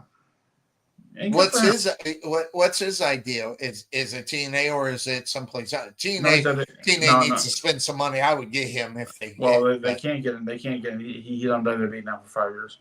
Yeah. So, but the thing is, why not? It's a place that can utilize him more. I mean, they love him there. He loves it there. He's friends with Triple H. Yeah. Why not? I mean, there's probably long-term booking stuff with him down the road to be an agent. So, I mean, whatever works for them. But yeah, it's. I mean, look, I enjoyed this last Monday. I came home from work around 1:00 in the morning, put a pizza in the oven, sat and watched 3 hours of Raw. I was happy. Exactly. You didn't have to watch it live, which is another thing that I liked about when it was on Hulu. I don't know how to watch the replays on CW. I just, I've never tried. So it wasn't because I used to watch it all on Hulu when they did their little shows up on Hulu. Now they're not doing that. But since Netflix is, at least I got the Raw portion of it and I will watch it. Right. So I have to admit, I haven't watched it in so long because it hasn't been easy for me to find per se. Yeah, and I mean, with me working Mondays, I always miss out on it. Anyway, I just read the results, and I see what the Aussies guys are talking about in our little chat room. So I'm like, all right, cool. I'll catch the YouTube clips when I head home. That's about it. But now I get to actually watch it, and again, I could watch it and go, all right, cool. Can't wait to see it, and I kind of have an idea of how the show has gone throughout the day as I kind of look at my phone and go, oh, okay, cool. Now that I have cricket and I'm only spending $100 a month for 2 phones and not $300. Yeah. Yeah, I don't know much about TNA anymore, but I'm actually pretty excited about speaking of wrestling real quickly. For those, I know people who watch the show, all 5 of y'all, have no idea who this person is, but thoughts and prayers to Black Bart's family. Black Bart passed away. Yeah, I heard about that. Yes, 76 years old. I know his nephew, Sam Birch. He was Black Bart Jr. Worked with him in NAWA, and great guy. He's a great family. He was a Offshoots Legacy Hall of Famer for us. We did the Hall of Fame, so I was happy to at least present that to him when he was still alive. And again, it's 76 years old. He was sick, and only time would tell, really, at that point with him because of what he's dealing with. But for him to have the legacy that he has in Texas wrestling, which is not global, obviously, but with the Von Erichs and with the NAWA or NAWA with Killer, to anything he had going on with Texas wrestling. I mean, JBL we'll talk wonders about him too. So I mean, him and James Beard and guys like that. We're gonna put together a tribute show for him on Offshoots TV in a few weeks. We're gonna try to bring in James Beard, Tim Storm, and a few other people to help to kind of talk some Black Bart stories. I'm trying to get hold of Sam as well. But hopefully, once the funeral happens and everything else is kind of subsided, we'll get on with the tribute show. There you go. Oh, by the way. Yeah.